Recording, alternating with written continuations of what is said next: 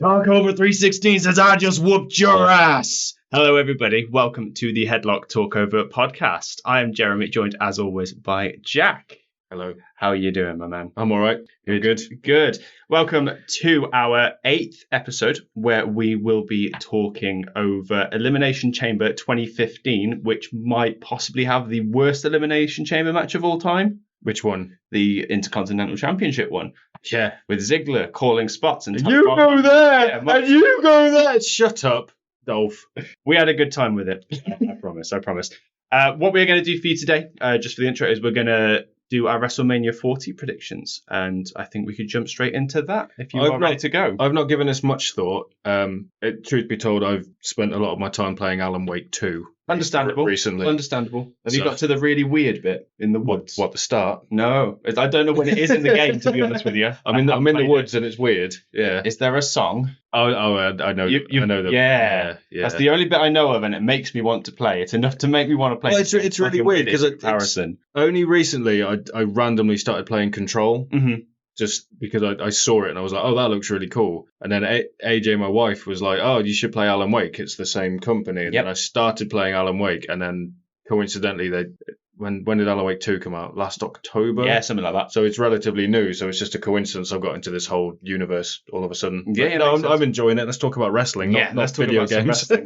Right, I did have these in an order, but I've lost my list, so I'm just going to play it by ear. Let's go from the bottom up. Yeah, sure, why not? So let's start with the triple threat match for the WWE United States Championship. We've got Logan Paul versus Randy Orton versus Kevin Owens. Who have you got and why?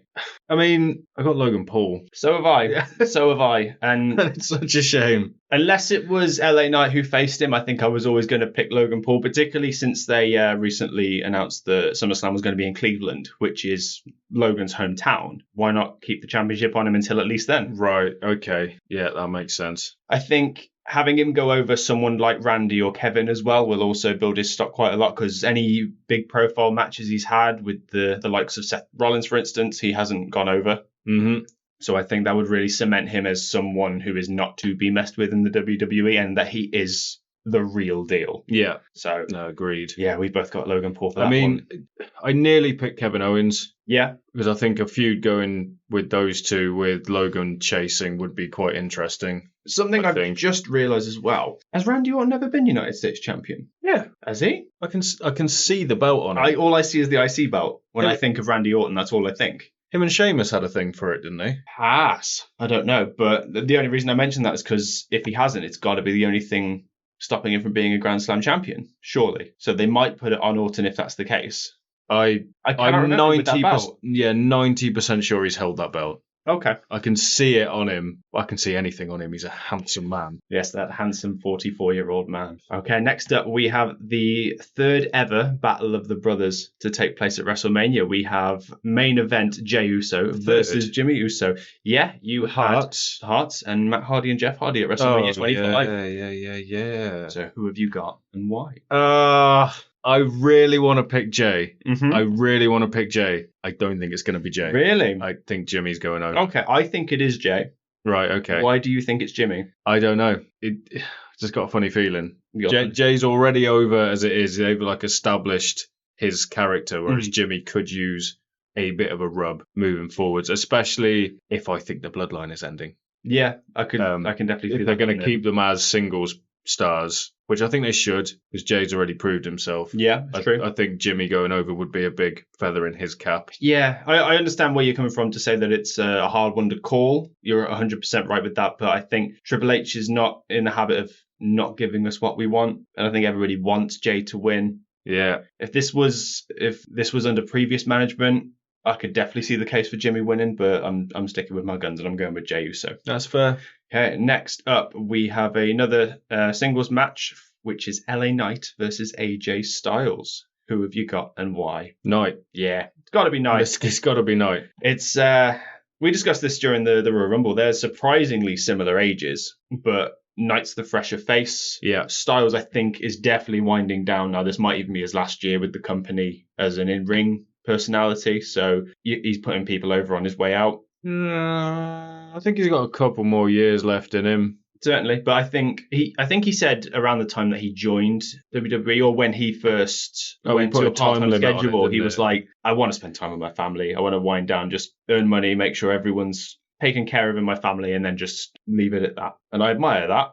Someone else said that recently, but we'll talk about. Oh, okay. We'll talk about that I look forward to hearing when we get to it. Yeah. Both get LA Knight for that one. Next up is the 6-pack tag team ladder match for the undisputed WWE Tag Team Championship. Give me a moment while I go through the possible competitors here, because we are recording this the day before SmackDown, so we don't know who the final 2 teams are. Was there 2 going in? There's 2 matches still to be sorted out, and the winners of those. Oh yeah, there's 4 teams there. Yeah, maths counting. So we have the Judgment Day being Finn Balor and Damian Priest versus DIY, Johnny Gargano and Tommaso Ciampa, versus the Awesome Truth, which is The Miz and R-Truth, versus the New Day, Kofi Kingston and Xavier Woods, and 2 other teams which are to be announced. Now, off the top of my head, you've got a New Catch Republic versus Legado del Fantasma. So one of those 2. Mm-hmm. And then it's Street Profits and someone else. I've got it on the page here. Let me get it up. Legado del Fantasma. It's Angel Garza and Humberto Carrillo. Right. Are they aligned with... Oh, I'm completely brain farting, isn't it? They are not aligned with the LWO because they faced them in the first round of this tournament. Who's in the LWO now? Joaquin Wild, Cruz del Toro. I think the LWO is Escobar. Escobar, that's who I was thinking of. I thought Humberto and Angel were aligned with him for some reason, because he's had a thing going with Dominic, hasn't he? Yeah. Ah, right, okay. And then the other team, just so I can see here, is A-Town Down Under, which is Austin Theory and Grayson Waller. Ah, right, okay. I think New Catch Republic, yes, and Street Profits, okay, see, will be going in. I think it'll be New Catch Republic and A-Town Down Under. Right, okay. Reason being is that I think the Street Profits are going to do the Karrion Kross storyline and finish that somehow. That's what I'm thinking anyway. And then out of those 6, what do you think? They're really high on Pete Dunne at the minute. They are. Triple H has always loved him. All reports are saying, have you seen that new thing they're doing, the WWE Speed? Yeah, the 5-minute matches on Twitter. He's producing all that, Pete Dunne. Is he? So I think it's really cool. 3 minutes matches. Oh, is it now. 3 minutes now? Wow. All the matches are going to go on Twitter. That's really cool. And Pete Dunne's producing it all. So I don't know if they'll reward him. It's insane. He's like 28. It's mad, isn't it? Yeah. Talented bastard. Brummy bastard. I, for the life of me, cannot remember if I pitched this idea to you on the podcast, but I know I've pitched it to you. Split the belts? Yes. Yeah, you have. I think they will split the belts. I can't remember if it was on the podcast, though. It was, yeah. Okay, that's fine. That's what I think will happen. Awesome Truth will take one pair of the belts, and then another team will take one. If I had to pick one, I'd say DIY. It'd be DIY or New Catch Republic. I know. We have to do a deep delve into why you just don't get Johnny Gargano. I think we need to get to the bottom of this eventually. We can do. Now's not the time. Now's not the time at all. Awesome Truth. Yeah. And then if they're splitting the belts, Awesome Truth. Who did you go? Awesome Truth and... It's either New Catch Republic or DIY. Right, okay. You can't rule New Day out. Of course not. All right, Awesome Truth, and if they split the belts, it will be Awesome Truth and New Day. Okay. I will make a small caveat prediction here. If Big E turns up in any capacity, New Day are winning. That's what yeah. Yeah, even if it's just to stand at ringside and support them. Yeah. Or just the entrance or something. Have him just do the vocal stuff that he does at the intro. Philadelphia! I reckon he will. I've got goosebumps just then. That'll do it. Yeah, I'm happy with those. Absolutely. But anyway, I think Judgment Day aren't walking out with titles. No. In this. No chance. Oh, well, tag titles, I should say. Yeah, let's go with that. Yeah. Next up, we have a singles match for the WWE Intercontinental Championship. We have the Ring General Gunther versus Sami Zayn. Who have you got and why? It's not who I've got. It's how quickly is Gunther gonna beat Sami Zayn? Not a chance. You reckon Sami's going over? No. I think Gunther's winning. I think it's going to be Gable-esque in terms of the underdog story. Yeah. They've really sown the seeds here of Gable being sort of warning Zayn as to what he's getting into with Gunther. Mm-hmm. So whether Gable plays some kind of part in this, I'm not sure, because currently he has nothing to do on the card. So he might get involved, particularly since Otis and Tozawa are on NXT at the moment. They are, aren't so they? It's just Gable. So he might be there to help Zayn in terms of morale, but in no other fashion. I don't think he'll just give Sammy the win. Are they all on SmackDown? Yes. Oh, actually, I think, yeah. No, they're all on Raw. Oh, right, okay. So this can't change between now and when SmackDown airs tomorrow. Yeah, very, very unlikely. Right, okay. Yeah, I mean, I think Gunther's going over. And what I want to happen is Gunther to win, relinquish the title, and hand it to Ludwig and say, continue my legacy. I'm going after the heavyweight title. Ludwig, it's not going to happen, Jack. You've got to let it go. Never. I know he's your boyfriend and you love him very much, but he's not having the title. Jack and Ludwig. No, this off my pencil case. Mr. Jack. Yeah, I mean, Gunther's going over, and I'll be really disappointed if Zayn goes over.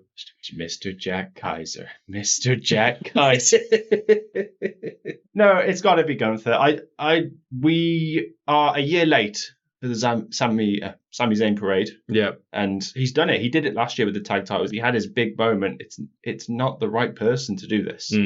They need someone. It should have been Gable. Yeah, it should have been Gable. And that might be why they're including him, is that he's going to be involved and eventually beat Gunther. That could very well be what happens. What do you reckon the likelihood of that match being night one? I don't know. Them running Gable Gunther back on night two. I can see it happening, but there's a lot of double duty going on this card, so it might be overkill. Oh, maybe, yeah. So we will move on to the next one, but we both agree that it will be Gunther going over. I just think it will be more competitive than you do. Yeah. Yeah. Okay. So next up, we have a singles match for the Women's World Championship. We have the champion Rhea Ripley defending against Becky Lynch. Who have you got and why? This is tough. This is a tough one. Might be the toughest one to call on the whole show. I'm not sure. Who have you got? I've got Rhea. Okay. This is going to have a high potential to be match of the night. Match of the weekend. 100%. These two are fantastic. We know what they can do. And the fact that it is so close between them, the fact they are quite literally the two biggest stars in their division, and the fact that Rhea has been undefeated for a long time. Yeah, she has now, hasn't she? It's unstoppable force and immovable object. This is the almost like the women's Hogan and Andre in a way. So it could go either way. I'm sticking with Rhea. I think Rhea as well. I wouldn't be surprised if Triple H wants to break a record with Rhea and have her be the longest reigning women's champion of any kind, because she's the right person to have that. Have her beat Gunther. Yeah, fuck it. Have her give Gunther a nice scoop slam and just kick his ass for the win. I wouldn't. Yeah, I wouldn't be annoyed. Yeah, the China booking works perfectly. So yeah absolutely. Who are you going for though? 100%. Rhea. You're going Rhea as well. Mummy. Okay, let's go for Mummy. And then the final one that hasn't got an official night announcement is the other women's title match, which is for the WWE Women's Championship. We have the champion Io Sky defending against Bayley. Who have you got and why? It's Bayley, isn't it? I was going to say you hesitated. Yeah, it's Bayley. Don't hesitate. It's Bayley. Of course it's Bayley. How has she not had a WrestleMania moment? How has that not happened? Oh, yeah. It's weird, isn't it? But no, never had a WrestleMania moment, and this is it. Well, this is it. She's worked hard. They're also playing the bullying storyline from a few years ago with Alexa Bliss and Nia Jax, aren't they? Yeah, maybe. Kind of, but it's just more people involved. Everyone's just giggling and pointing at Bayley. Piggy James. Yeah, it's also in that vein as well, although I think that was just... That was mental. Do you remember what Mickey James looked like around that time? I do. I do. Yeah, it was just the weird beauty standard at the time. Mental behaviour. We digress. We both agree that Bayley will be taking that title home, and rightly so. So we'll move on to the matches that have been announced night by night. We'll start with the only one that has been announced for night one, which is the tag team match between the Bloodline, that being The Rock and Roman Reigns, versus Cody Rhodes and Seth freaking Rollins. Now, here are the stipulations for either result. If Rhodes and Rollins win, all members of the Bloodline will be banned from ringside for the main event of night two. And if Rock and Reigns win, the championship match on night two becomes Bloodline rules, which means it's up to the Bloodline. They hold all the cards. Anything could happen. Right. Who have you got and why? Bloodline. I agree. I think both options are perfectly plausible, but I think for Cody to really overcome this adversity, it's the right call to really stack the deck against him Well, and have him overcome regardless. yeah. This plays into a prediction I had previously in the card of Jimmy going over. I think they'll like Pillmanize Jay. Right, okay.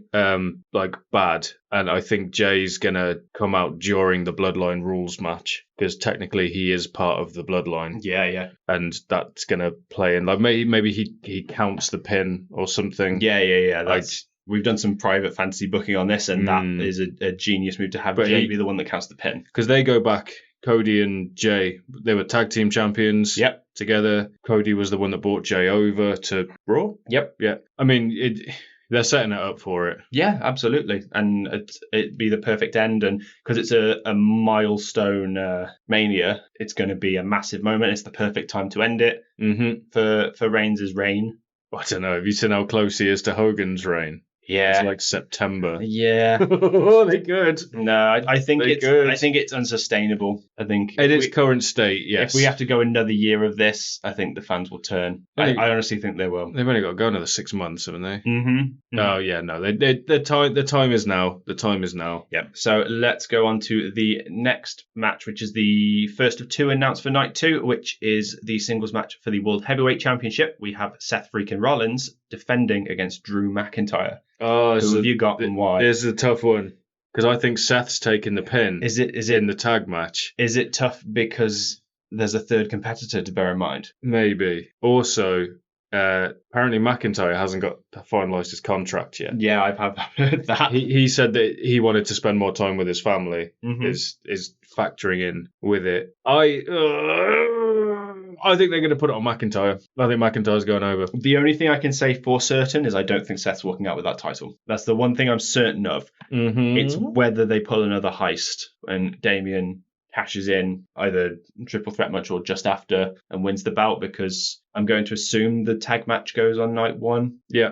It's got to, hasn't it? Just to build the suspense, regardless of whether he cashes in or not. Didn't even think of that. It's so tough. I'm going with McIntyre. I agree with you. He hasn't had a big moment. He didn't have the title in front of the fans. That's exactly it. Did he? No. In fact, he didn't have the title at all in front of fans, did he? No.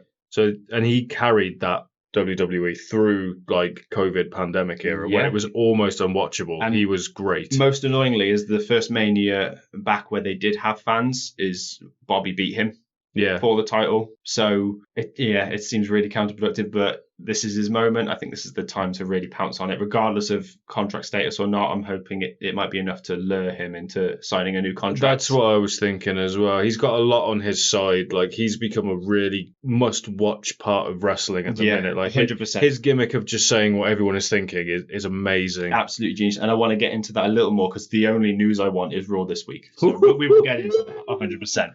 And then we have the main event of night 2, which is a match which is to be declared depending on the results of night 1, and it is Roman Reigns versus Cody Rhodes for the undisputed WWE Universal Championship. Who have you got and why? I think the story is being finished. You think the story is being finished? George R.R. Martin levels of story at the minute, and I just want it done. Yeah. Cody deserves it. It's his time. They would be stupid not to do it now. Oh, yeah. Absolutely stupid. Batty. Batty's the right word. Batty's the right word. It's a milestone Mania, as we've said. Yep. There's this Avengers thing that we have talked about before on the podcast, but it's really coming to fruition now, where Jay's just on the sidelines watching what's going on. Seth says he's not going to let anything happen. Yep.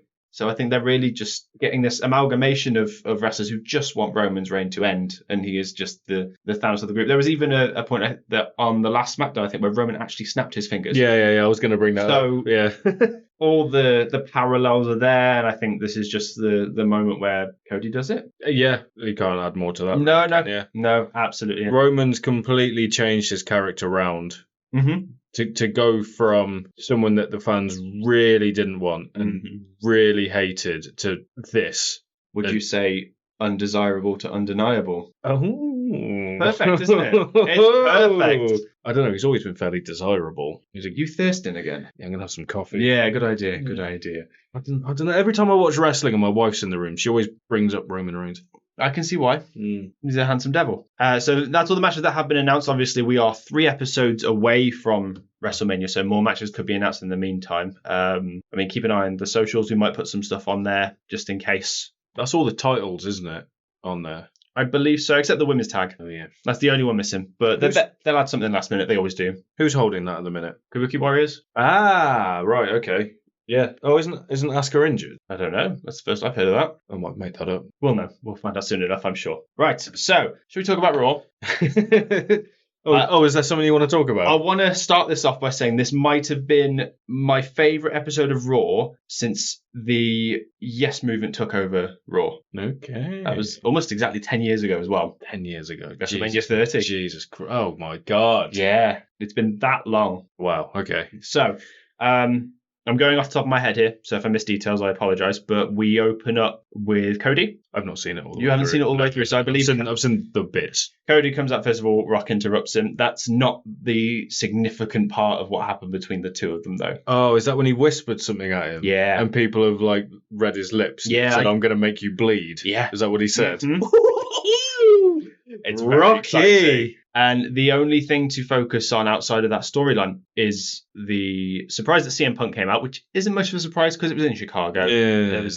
Anyone could have seen that coming. But the absolute powerhouse of words he had between Seth Rollins and Drew McIntyre, and how they all just thought on their feet, and you could tell they were having fun at the same time. Yeah, McIntyre smiling, holding the microphone in front of his face. Yeah, so was a good picture. Yeah, first of all, it was just Punk coming out, cutting his usual Chicago promo where he's happy to be home and he's going to be at WrestleMania in some capacity because you can't spell Philadelphia without Phil, I believe he said in a promo he put online. So more power to you. And then Drew McIntyre interrupts, and I'm trying to remember exactly what was said here because I've only got the highlights and certain things that stuck in my mind. Punk said something about, are you a man in a kilt or a boy in a skirt or something? Yeah, something and like McIntyre that. said, you can't talk like that in 2024, you'll get cancelled. Yes, he does. Which is great. That's a great line. And then Drew McIntyre sort of comes back with, I don't know if you're aware, Punk, but I'm the chosen one. And Punk just comes back. Before that, sorry, there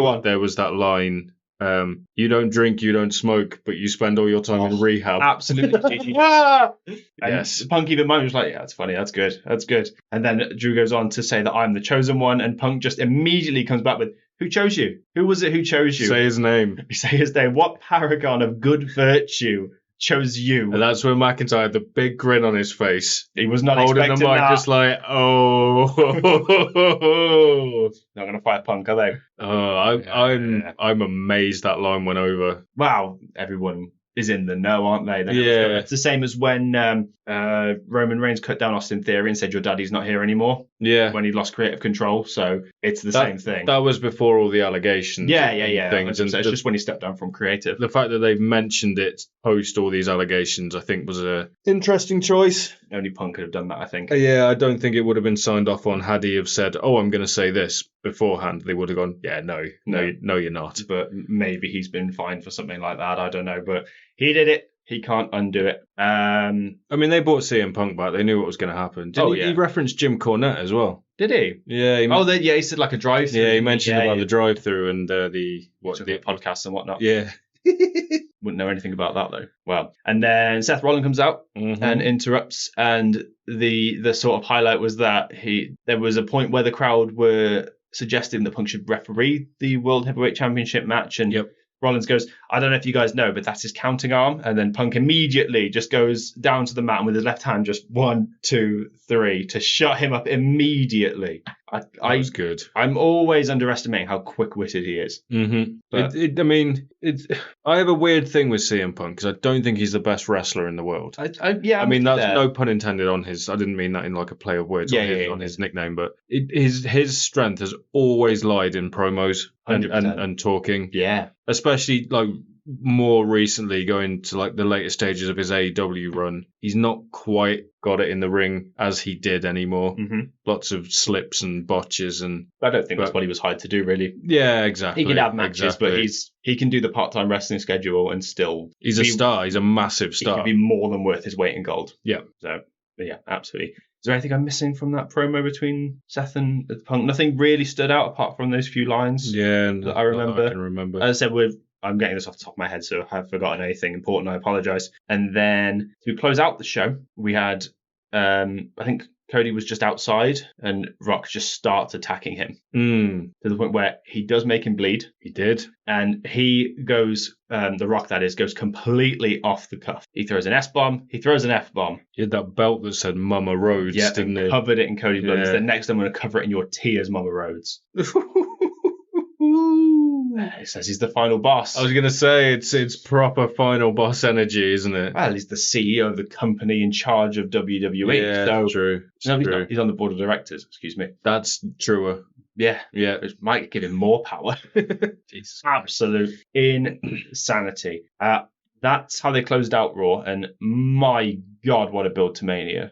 Like I said, it's probably the best Mania I've seen in 10 years. The best Mania build I've seen in 10 years. Because that Daniel Bryan moment where you've got all the fans in the ring wearing Daniel Bryan t-shirts, all going yes, hell of a moment, and it showed the power of... WWE have always been really good when their back's against the wall. Oh, yeah. Like, Daniel Bryan, that whole yes movement came out of nowhere, and it obviously panicked them a lot, and they went, ah! And then they built the yes movement on top of it. This whole story with the bloodline was originally supposed to be The Rock versus Roman Reigns, wasn't it? And then this was only done to curb the backlash from that. Yeah. And the fact that they've managed to do this out of it, and The Rock is a heel in 2024, is madness. Yeah, nobody saw that coming. Triple H doesn't often do that either. Vince was, I think, a lot more malleable in his booking, because we had things like Kofi Mania, for instance. If it wasn't for the fact that Mustafa Ali got injured before the Elimination Chamber match, we wouldn't have had Kofi Kingston being WWE champion. And that's remarkable, the fact that he can just pivot on a dime like that. Triple H is a little more stubborn, but he always has the right ideas. Yeah, we got these plans. We need to stick to the plans. Yeah, because obviously the original plan... It's all about the game and how you play it. And how you play it. Yeah. So it seemed like they were going Rock and Reigns, and then I don't know if it was their booking and the backlash from that or what, but they pivoted back to Cody, and I'm so glad they have, because this is the story, and I think the story has to end. Yeah. You got anything else you want to talk about? Because I am spent. No, I'm good. Cool. Yeah, I've not watched AEW or anything. Yeah, it doesn't seem like it was... It was good wrestling-wise, but storyline, not much happened. There were a couple of... Swerve versus Joe. Yeah, that was the only thing, really, apart from the advancements in the tag team tournament, because they've got to have a champion now that the titles have been vacated. I mean, Swerve's winning that, isn't he? I'm not so sure. And then if they get Swerve versus Osprey? Swerve versus Osprey in London. That's a money match. Yeah. But Joe versus Osprey is as well. Well, that's the thing, because when do you put it on Swerve? Because you can't have Swerve go over Why can't I say his name? Osprey. You can't have Swerve go over Willie. No. In London. Let's stick with Willie. I like that. It's tough. AEW is always in this very difficult position in terms of that, because I know Tony doesn't swap titles very often, particularly the world title. Very rare he does that. He'll do it once, maybe twice a year. And Joe's only had it since 30th of December. So barely 3 months. It'd be weird for him to lose it this quickly. By the time not Wrestle Dream, that's happened. Dynasty happens, it will be about 4 months, his reign. Not even that. When do you think MJF's coming back? Oh, that's a good question. While Joe's still holding the title? I don't think so. No, I don't think so. I don't even think he'll go straight to the title when he does come back. I think he'll finish the business with Joe, come back and beat Joe when he's not champion, and then go for the title. I think he'll do something completely different. I think he'll have a feud with Tony Khan. Again? I hope Tony Khan doesn't try and be Vince, because he's not Vince. Because he'll try. No. But a bit more cokey. Right, Tony, right here. Don't do it. No. Tony. Thanks for listening, everyone. We're going to jump straight into Elimination Chamber 2015. If you would consider liking, subscribing, commenting, let us know what other pay-per-views you'd like us to cover in the future. We've actually had a second request from Nico Palevsky for a second show. Okay. They'd like us to do, so that'll be coming up in the future. Enjoy the show. Please let us know what you think. Every little helps with this podcast. Enjoy. Okay. Oh, it'll be me, won't it? Oh, it's me. I don't know about you, Jack. I miss this intro quite a lot.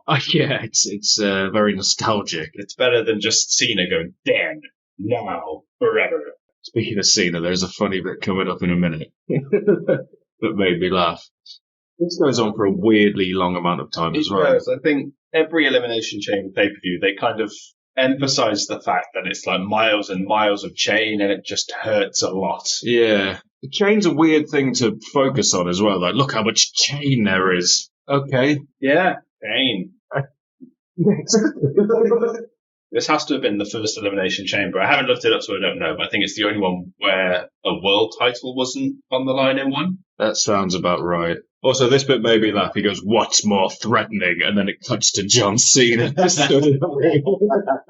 Yeah, as fantastic as he was, threatening is not an adjective for John Cena. Well, threatening to people's careers. If rumours are to be believed. Yeah. Watching this, not only did I forget that, I keep forgetting his name, Ambrose. Yeah, Dean Ambrose. Was in WWE, which is stupid because he was there for a really long amount of time, but I forgot how wacky he was. He was there for 6 years? Yeah. I want to say, 7 years, because the Shield was in 2012, and I don't think he was in NXT for long before he debuted. Same with Roman. He didn't do anything on NXT, did he? He was in FCW, and he had that weird thing with Mick Foley. But I don't remember him being on NXT. I don't remember Roman being on NXT. He wasn't ever. It was very famous that I think he spent 6 weeks training before the Shield happened. Yeah, I remember seeing a match of his, and I think it was the three of them in the Shield, and Roman's like in trunks. Yeah. And it's really weird.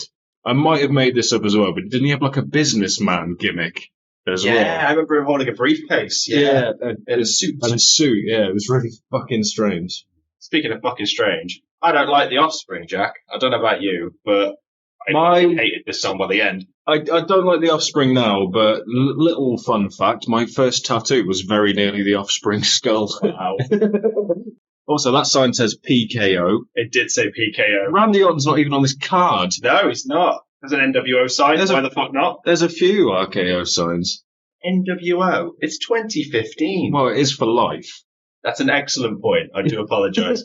So we opened with the Tag Team Elimination Chamber match. Also, back to The Offspring quickly.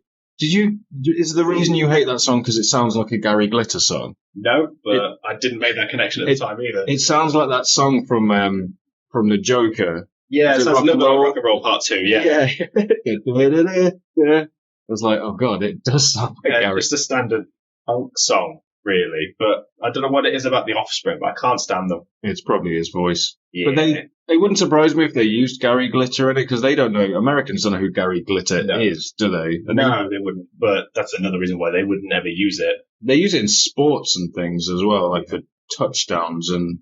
Well, Joker hasn't helped matters in terms of that. I think one thing about The Offspring, though, is that I know the lead singer's a fucking genius as well, so there might be some envy there for him being so fucking talented, and it's just not fair. Dexter something, it's Dexter isn't something. It? Yeah, Dexter Holland, I think his name is. Yeah, that sounds right. I was thinking Derek in my head, but that's the lead singer of Sum 41, a band I do like. Derek. I just noticed that the King's wearing a T-shirt with the King of Spades vajazzled on it. Oh, it's amazing, isn't it? You don't see a lot of the commentators throughout the show, and I completely missed that. Lillian also says all the teams have to stay in their respective pods. Oh, I missed that. I'm not very... I wouldn't say I'm good with words and stuff, but that's the wrong word, isn't it? No, she's looking for prospective, not perspective. Is it not respective? Or both. Both work. Right, okay. We can agree on it's wrong. Yes, we can definitely agree on that, 100%. We'll let Lillian off. Primetime players come out first, take their place in the pod. I forgot about this gimmick. I completely forgot about this gimmick. Los Matadores. Is it racist? Slightly. Or is it stereotyping? Yeah, I think it's closer to stereotyping than it is racism. Is that the Colognes, though? Because I didn't look at who this is after the fact. Yeah, it was. Yeah, wasn't it? It was. Was it? It was Primo and Epico, wasn't Maybe it? I'm the racist. Who knows? Yeah, they all look... Shut up. Don't do that. And El Torito. Forgot he was a thing. Didn't he pin McIntyre once? Probably pinned a lot of people. JBL says you can't put your wildlife on top of the pod. Side note as well, we need to do WLC at some point, don't we? Yeah. We've got to. Here comes Cesaro and Tyson Kidd with Cesaro's music. I really liked... I know Cesaro didn't like this theme, but I think it really suited them just because it's like chaos. But the ambulance siren going on during it, it's very authoritative at the same time. Yeah. Also, Tyson Kidd's got headphones on. Oh, is that his iPod? Yeah, it's on iPod. the back of his head. I didn't even notice that until now. It's clipped onto the inside of his hat. You probably hide it in Natalia's lips. Hashtag BTE. That's a bit iffy now, isn't it? BTE. Being the elite. That's what my mind went to. Is that what it said? No, it just says BTE, which is what they use for their show. It does say hashtag BTE. That just says hashtag M. What's the M for? This is a few months before I got back into wrestling. This is a blind spot for me. There was a weird bit then where Cesaro throws his hat or his mask on the floor, and I think it makes Tyson jump. I think it was his towel. But yeah, I did. You see Tyson just go, oh, right. Now, coming into this, I'd genuinely forgotten that the New Day were heels. Yeah, it doesn't make sense in hindsight, does it? Is this before they were really over? Yeah, they're hated here. You get a lot of New Day sucks chants during this match. Yeah. Why is there 3 of them in the match as well? For some reason, they wrangled a Freebird rule in the match itself. There's something that I can't wrap my head around in this, is they say multiple times that Xavier Woods has claustrophobia, yet there's 3 of them in the pod. Yeah. And there's also, not to get ahead of myself, they try and pull someone else into the pod as well. So you're obviously not that scared of tight spaces. Well, why are you trying to... I will also say that in terms of claustrophobia, I have to imagine it's something to do with a completely enclosed space. If they just turn around, there's all the air in front of them because it's fucking chain fence. Yeah. So they're not really enclosed. Is claustrophobia like a darkness thing as well? Like if you're enclosed in the dark? Possibly, but that doesn't help the case here either. So just a fully lit environment, and there's just 3 panes of plastic, and then nothing behind you but some thin pieces of metal. Yeah. One line I just didn't understand when it was said by the commentary. So this is weird. New Day. So New Day are champions coming into this. Why did the Ascension come out after them? Excellent question. Oh no, well, the Ascension start the match. And this was I can't speak. I told you I wasn't good with words. So the Ascension were monsters in NXT. They were, yeah. And then when they came up to the main roster, they were treated like a joke. So is this... My timeline's a bit off. This might have been the only time they were treated seriously, on the main roster. Yeah. To answer your earlier question, though, the reason the Ascension have come out after the New Day is because the New Day have filled the last empty pod. An Ascension and I can't remember who's after them. Right, They start the match. Okay, yeah. I'm pretty sure anyway. Pretty sure the Ascension start the match. It's the Lucha Dragons come out after, isn't it? Yeah. Oh, yeah, it is. Yeah, it is. Oh, wait, Connor just stares at the ball. We just stood there I don't know why they didn't know what to do with the Ascension at this point. It was a done thing, surely. They proved themselves in NXT as absolute monsters, got really over, and then just went, oh, what, you want to be the Road Warriors? Oh, okay, well, fuck you. It does go that way sometimes with NXT and the main roster specifically. We see lots of examples where we can see main roster superstars who are just better suited to the NXT style and vice versa. One of the reasons Roman and Dean got called up so quickly. This bit made me laugh as well. You see Sin Cara try and tell him, you're facing the wrong way, face this way. Oh, fuck it, we'll do it anyway. Well, they got the camera on and that's all that matters. Kalisto is all over the place in this. He does not know what to do with himself. And on the contrary, Sin Cara is the exact opposite. He doesn't look arsed. Yeah. He looks like he'd rather be anywhere else than here. I'm assuming this is the second iteration of Sin Cara, the bad one. Yeah, because he got the tattoo, hasn't he? It was, who, Nico? Was that his name? I can't remember which one was which. I just know the second was bad. Yeah. He's the one that broke his finger and tried to get the match called off. Oh, God, yeah. I'm pretty sure that was him. Yeah, because one of them had a tattoo and one of them didn't, and the one with the tattoo was the second one. He's a big guy, Connor is. Yeah, what was he billed at, 280? I wasn't paying attention. I didn't even get the combined weight, but judging by his height, he looked about 6'5", 6'6". Yeah, possibly the biggest person in the match, but he looks massive compared to the Lucha Dragons. Biggie might be bigger. Well, he's the only one that comes close. Oh, Titus is a big difference. Yeah. I forgot about the primetime players. Did they ever hold the titles? Yes, they did. I could not tell you when, but I know they held the titles. Okay. Because they wanted to push Titus, didn't they? That's why they broke him up. Well, with that big of a man, I'm not surprised. Wow. And okay, this is where it starts, where Kalisto's just trying to do things, and it's like he's not sure what he wants to do. There's Xavier that pulls him down as well. He's the one messing with him. I don't think he legitimately thinks he's going to get him in the pod. They're just messing with him a bit. Thinking about it as well, I have a funny feeling it's JBL that says Xavier Woods is claustrophobic. Right. So he's just making excuses. Okay. I read somewhere once, and I tried to find it in rewatching this, that Victor was the actual last graduate of the Heart Dungeon. Wow, okay. Because they always build Tyson Kidd as the last graduate of the Heart Dungeon. Mm. And I swear I read it somewhere, and I couldn't find it again. All I could find was that he trained at the Heart Dungeon, so I might have made it up. So I don't even know why I'm still talking about it, to be honest. I mean, you could very well be right. See, here's where Sin Cara climbs to the pod, and Kalisto's still on the other one, and it's like they were supposed to do like a double thing. Yeah, I think that was supposed to be in unison, but also Connor's nowhere near his spot. He can't be that close to the turnbuckle. Well, Kalisto just doesn't look like he wants to do it. It's like he climbed up there and went, okay, I don't know what to do now. It's possible his leg was still stuck, maybe. So he's really struggling to get up. I can't even remember if he jumps off. Pretty sure he does, because he just climbed.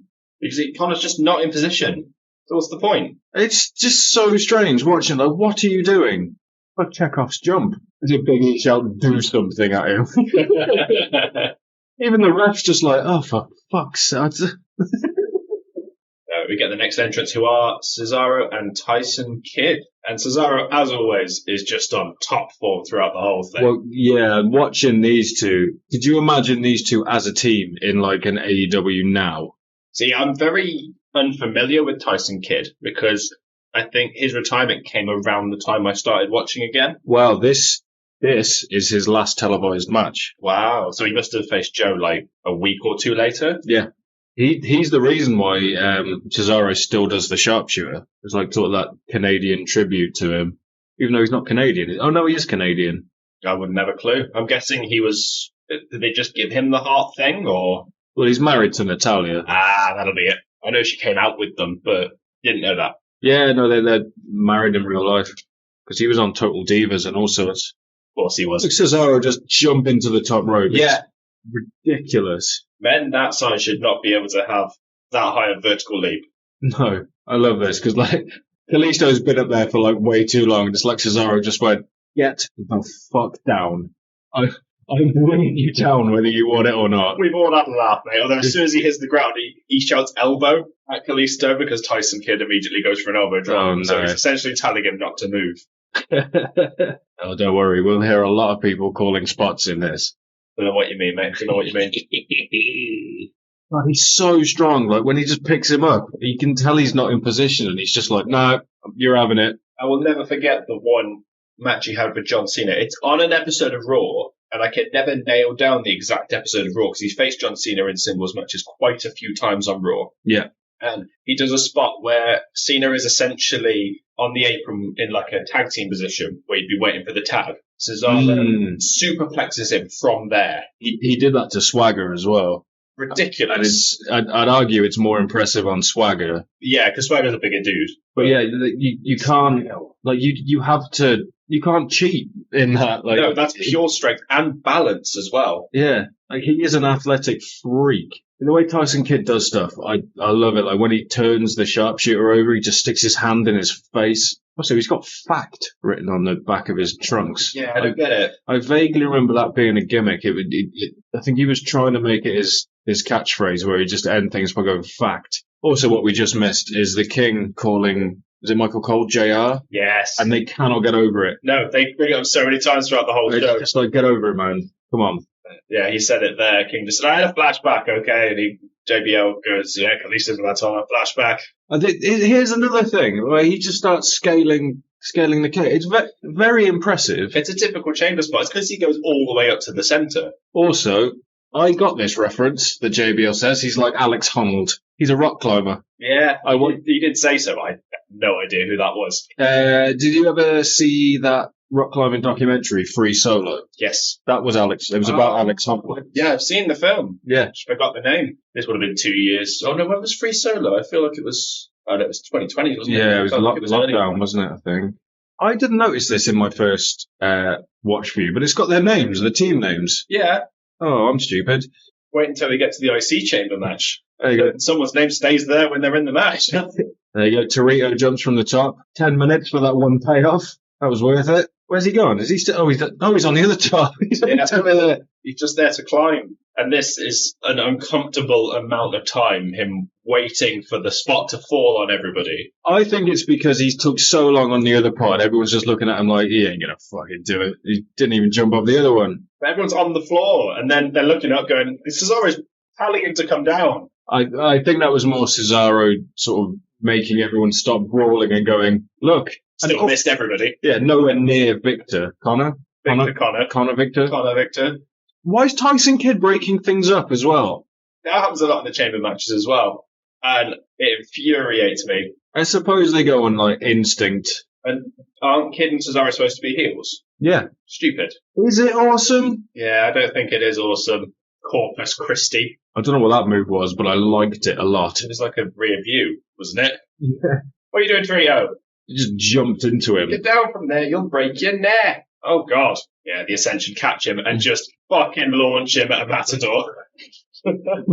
Michael Cole goes, oh no! Oh, for heaven's sake! And the matadors are eliminated, which is very annoying because I wanted there to be a moment when the New Day entered where it was still 3-on-3, technically. Yeah. They're the only ones with that advantage other than the New Day.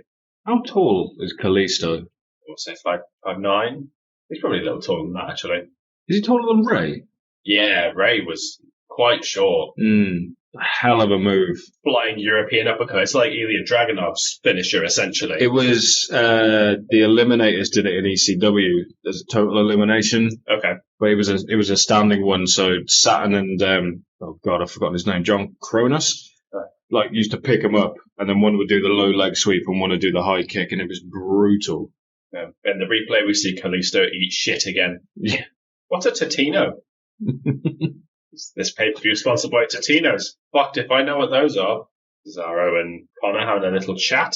Cesaro, stop calling spots. I mean, he's probably the most experienced person in this match. Yes, but he's as subtle as a porn star. Yeah, true. I might have missed it, but does it say that the New Day have got an advantage and are coming out last? I think they said that a minute ago, but... So why is it still doing the countdown? For those in the arena, maybe? I don't know. Yeah, maybe. Oh, the camera angle, like, just, it's like real shaky cam, and it's just like... Yeah, this is when Kevin Dunn was going ham on the production. And you'll notice there's always a lot of quick zooms in and then quick zooms out again. Yeah, I don't... And it's very jarring. Yeah, I hate it. It really messes with my eye. But just for context on that, I'm blind in one of my eyes, and I can't watch, like, 3D stuff, and, like, real fast zooms and things just really mess with my, like, depth perception. We have mentioned it once before. I think you were making fun of somebody who had one eye, and we had to sort of clarify. Oh yeah, that sounds about right. I'm allowed to. It was Chris Harris. Yeah. That blind bastard. Yeah. That's such a good move. Tyson Kidd was bloody good, wasn't he? Yeah. Such a shame. I'm sure AEW could clear him. I don't think he'd want to. I think he's got a backstage role in WWE now, hasn't he? So he's all good. Oh yeah, that and his wife works there, and look at that dropkick. That is that a vertical leap. It shouldn't be possible. It's like rivaling Lance Storm. Yeah, the only thing helping him is the fact that he is so tall. Yeah. No, I think Tyson Kidd's injury, I think not only was it sort of a miracle that he's fine, like he can walk, but like he could have died from it as well, and it was just... So I remember seeing the spot as well. It doesn't look like anything's gone wrong. I think it was just a really unfortunate circumstance. I never saw it. I think it happened at a house show, but it was the Muscle Buster. Yeah, I know it was Joe doing a Muscle Buster, but there's not... I don't want to say there's a lot of room for error, but there's not much room for anything to go wrong, really. Yeah. Because Joe's in full control there. Yeah, and Tyson Kidd isn't exactly the heaviest guy in the world. Nope, Joe's done it to bigger guys for sure. It's just one of those things, isn't it? We've also just completely missed that the Lucha Dragons are out of the match. Oh, yeah, I didn't even notice. No, but we just got Cesaro and Kidd and the primetime players in, and we are 60 seconds away from the New Day joining the match. Gonna pace us a little better, lads. Cesaro just rolls over and just pushes him. Pushes them both as well. I don't know what Darren Young is selling. That case of head. Yeah, there's a lot of lying around now, isn't there?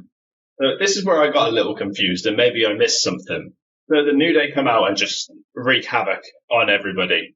But Cesaro and Kidd get hold of Xavier Woods and lock him in a pod. Yeah. They just close the door. They just shut him in, don't they? There's no locking or... Yeah, he just needs to pull a bit, and he's out. He's out of the pod. Well, he's claustrophobic, remember? Yeah, exactly. So maybe he got in there and just forgot how to... Yeah, his life just went into meltdown. This was a nice little spot where you've got all three members of the New Day and both of the other teams in like suplex positions. It looks like a rugby scrum. But it looks like Cesaro just lifts them all by himself. Just like that. Like it shows it in the replay. And you see, his goes a lot faster, a lot stronger. Well, I'm pretty sure he's got Big E as well, which only makes it more impressive. Yeah. Or did he have Titus? Or was Titus on his side? Both. Well, no, Titus was on his side, yeah, excuse me. He had Big E, though. So, in there you go, Xavier. Have a few kicks. Shut the door. Great strategy, they say. It's just a closed door. It's not a locked door. Yeah, here it is, look. Yeah, Big E goes up before everybody else. Oh, yeah. Titus is there with him. That's why. It's got Titus and Cesaro lifted him, yeah. I forgot watching this, like how over the swing was. Takes the right kind of person to pull that off, though. Oh, yeah. Cesaro is the right person. The balance, the strength. That's what you need. Darren Young pins Cesaro. Also, Tyson Kidd was pinning Kofi Kingston. Oh, I missed that. In the background as well. But they just don't count. And you see Kidd pointing to him going like, what's going on? Which was obviously a 3 count because he held him there. This is the spot with Woods going in the pod, not the pin. They say locking him in. He's back in. Young did get the pin first, looking at the replay. Yeah. So we're down to the New Day and the Primetime Players as the final 2 teams in the match, but it is a 3-on-2 handicap. I mean, it was. I wasn't watching around this time, but I think it must have been fairly obvious who was going to win. Yeah, I'd say so. But this was during their record-breaking reign, wasn't it? Where they went like 500 days with the titles. Oh, is this that? I think it's during that reign. When is this? 2015? Yeah. Look how sweaty Titus is. Yeah. Well, mind you, it's just his head that's sweaty. His arms look fine. Let's not let this match distract us from the fact that Titus O'Neil once kissed his son on the lips on national television. Yeah, that happened, didn't it? Mm. So why does Kofi squeeze himself through that way? It's really weird. Because he's got no pectoral muscles. Oh, yeah. Oh. Jeez. Was that his head that hits it? Because it makes a hell of a noise. Well, Big E's shoulder hits the ring post. His head hits the plexiglass. I was trying to work out if he, slapped it or not. No, I think that was his head. But it's only plexiglass. I'm sure he was fine. We're spoiling a lot for later in the show, but we learned that plexiglass is not that durable. Well, that's the one that Ziggler breaks, isn't it? That's the one where Henry stood. That exact one. I can't remember off the top of my head. I'm pretty sure it's that one. So maybe it's just that pod. Maybe. Stupid Biggie running head first into it. And then you go ahead and put Mark Henry in it. Well, that match is just full of big dudes. The only small person you could have put in a pod is R-Truth.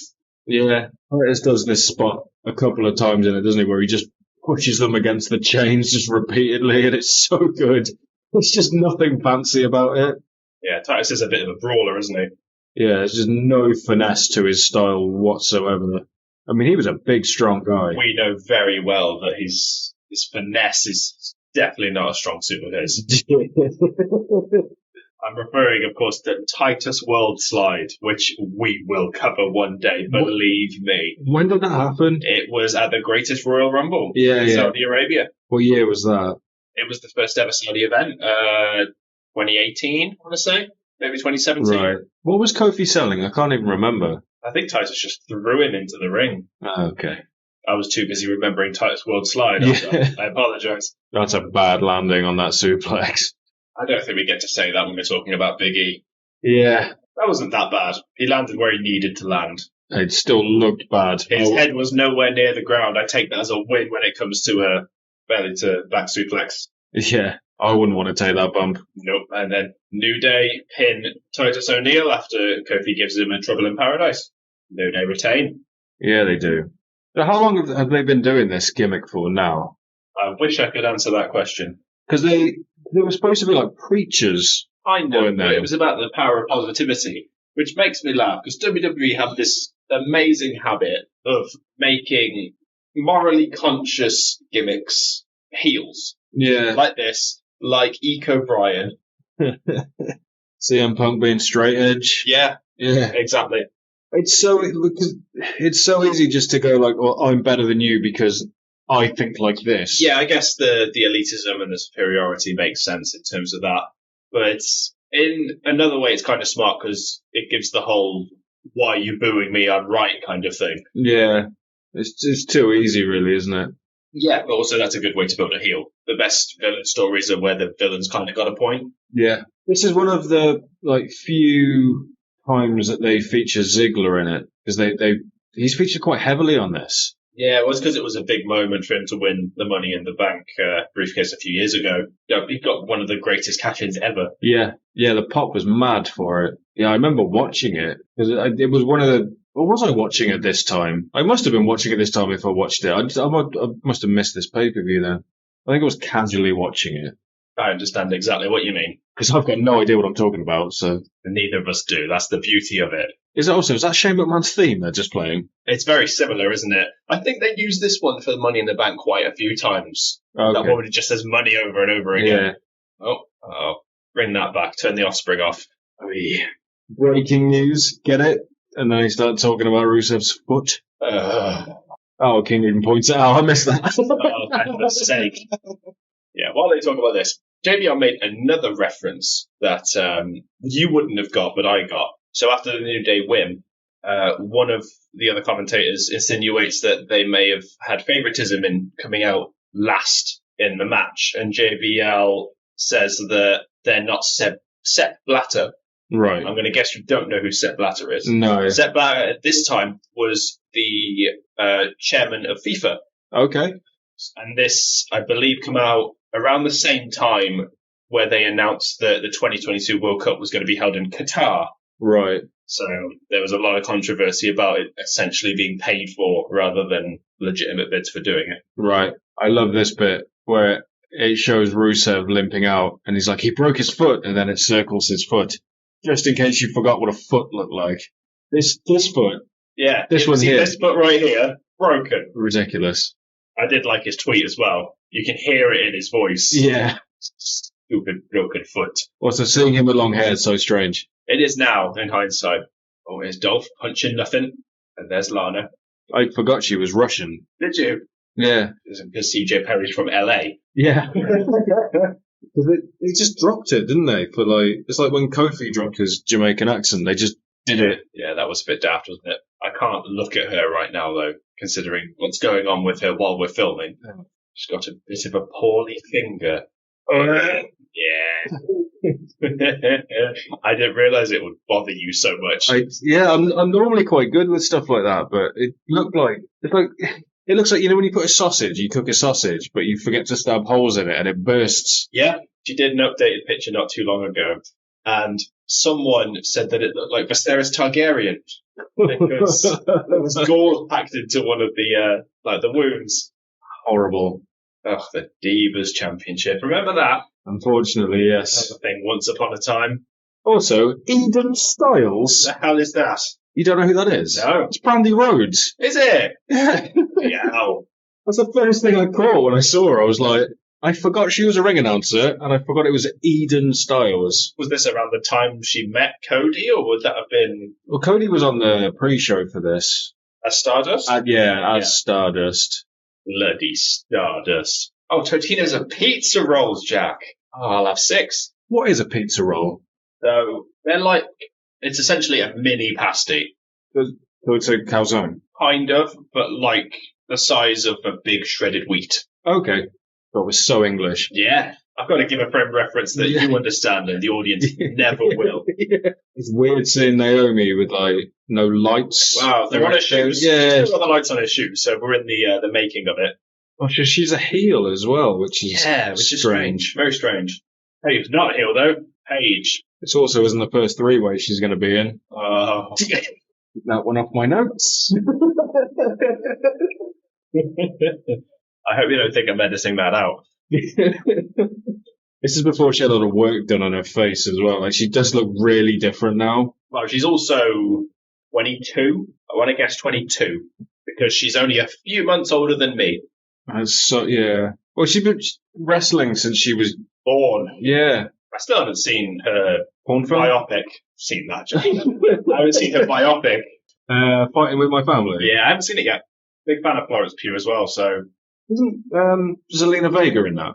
She plays someone. Pass. I just know it's her, Lena Headey, Nick Frost, and good old Dwayne Johnson. Yeah. The Divas were a thing that happened, weren't they? Well, Paige was kind of instrumental in changing things, at least. Yeah, watching this, she was light years ahead of her time. Mm-hmm. Right, and it's so obvious watching it. What is Nikki Bella doing with her time now? Is it just Total Divas? Or is that even a thing anymore? I couldn't tell you. Which one's Nikki? Is she... The one that's married to John Cena. They didn't get married, did they? I thought they did. She married to someone else. They changed their name. Oh, yeah, they're not together anymore, are they? That's my fault. Yeah, so the one that's not married to Daniel Bryan. Right, okay, that's Brie. Yeah. Oh, I remember now, yeah, because he's vegan and she's named after a cheese. That's how I remembered it. Oh, the irony. Little insight into how my head works there. But the only good thing about the Divas, like, whole era is you had someone like Paige and you could bill her as the anti-diva. That's probably one of the only good things you can say. Yeah, I guess so. I'm trying to remember people around this time. I'm trying to remember when Gail Kim was around. I think she had a little spell in the late 2000s, early 2010s. I think.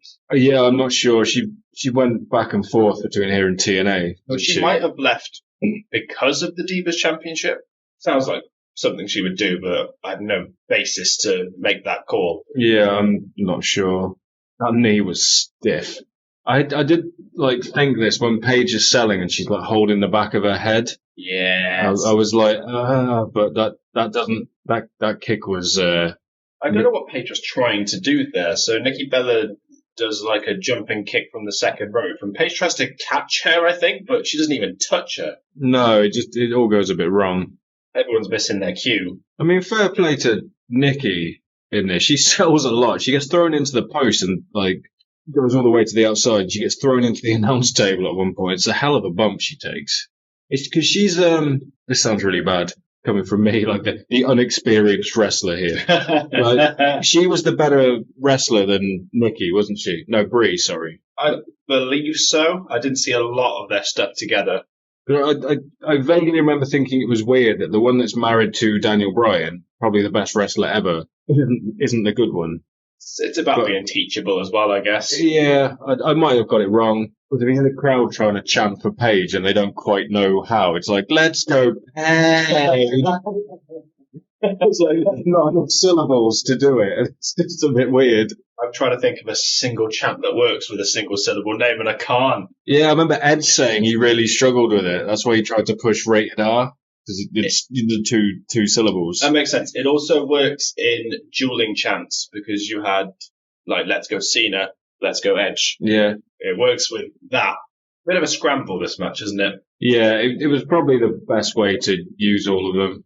I think Naomi had to be to take the pin, though, didn't she? I love how Paige breaks up the pin of just leaning over and just smacking her in the tit. I forgot about the submission finisher of hers as well. The Paige Turner? It's something like that. Or the Paige tap out. There you go. Thank you, Michael Cole. Also, that's one of the greatest kickouts I've ever seen in my life. She just pushes her off. Her body doesn't move. She just goes, fuck off. That's how you do it. Lesnar would do that, though. Yeah, but he's probably stronger in one of his arms than you and me combined. Yeah, for sure. And then that was a terrible poison rana from Naomi onto Paige. Yeah, it didn't look good from that camera angle, but for some reason they show it from the back and it looks even worse. Naomi's legs just slipped, so Paige is just doing all the work. And Nikki retains the title after the Rack Attack. Quite a sexually charged finisher name, if I must say. Yeah. Another thing I've just realised. What is Brie mode? How do you define Brie mode? Yeah, just a song, wasn't it? I don't know. Where do the batteries in Naomi's shoes go? Considering I think it's just a bunch of LEDs, it's probably a very small battery. Yeah, here's the Hurricane Runner. It just looks awful from this angle. Because she just slips, and then Paige is just doing the rest. Just lands on her ass. And it's just. It's like the Batista bump. Yeah. Yeah, it's just, I need to fall. Does Nikki count along with the pin as well? Probably. Oh, that's one thing I completely forgot to mention. During the entrances, both Nikki and Paige sing along to their entrance themes. For some reason. I mean, Nikki's doing that standard wrestler thing where they point, but point at nothing. Where they're like, yeah, that'll do. Swagger used to. There you go, that's a pizza roll. You can see it there. That's a pizza roll. That's a pizza roll. It looks like something you get in like a packet out, Poundland. Yeah. Like some unbranded. Right, did you see this as well? What, Judge Tremaine? This. No, this TV show with Ziggler. Well, yeah, about Swerved. Yeah. Yeah. I watched Swerved once upon a time. I don't remember this. This was when they were trying to make the network like a big thing, and you had Swerved and you had the Edge and Christian show that totally reeks of awesomeness. Oh, so they were trying to sell the network based on network exclusive as like an shows, actual right? streaming thing, which they got rid of quite quickly. But it was fun. It was fun watching this kind of stuff when they were actually trying to create content. Yeah. I don't know, all the fart jokes in it just sort of... Yeah. Well, there's also a later one where they talk about the Stone Cold podcast, which was also a great addition to the network. Oh, Heyman was on it, wasn't he? Yeah. Yeah. I mean, that podcast broke ground because Chris Jericho went on it after joining AEW. Was he the AEW champion at that point? He might have been. Yeah, maybe. Yeah, I'm not sure. There you go. The official theme song of Elimination Chamber. The Offspring, coming for you. I don't think I will be. This was such a good way to introduce Kevin Owens. Couldn't agree more. Like, him stomping on the US title was such a good moment. I'm surprised that Cena and Vince allowed that. Well, this was 2015, wasn't it? Like, Cena was doing some of his best work around this point, and he was putting people over. Yep. Like, as well. But yeah, standing on the belt's a weird one. More importantly as well, standing on the United States flag.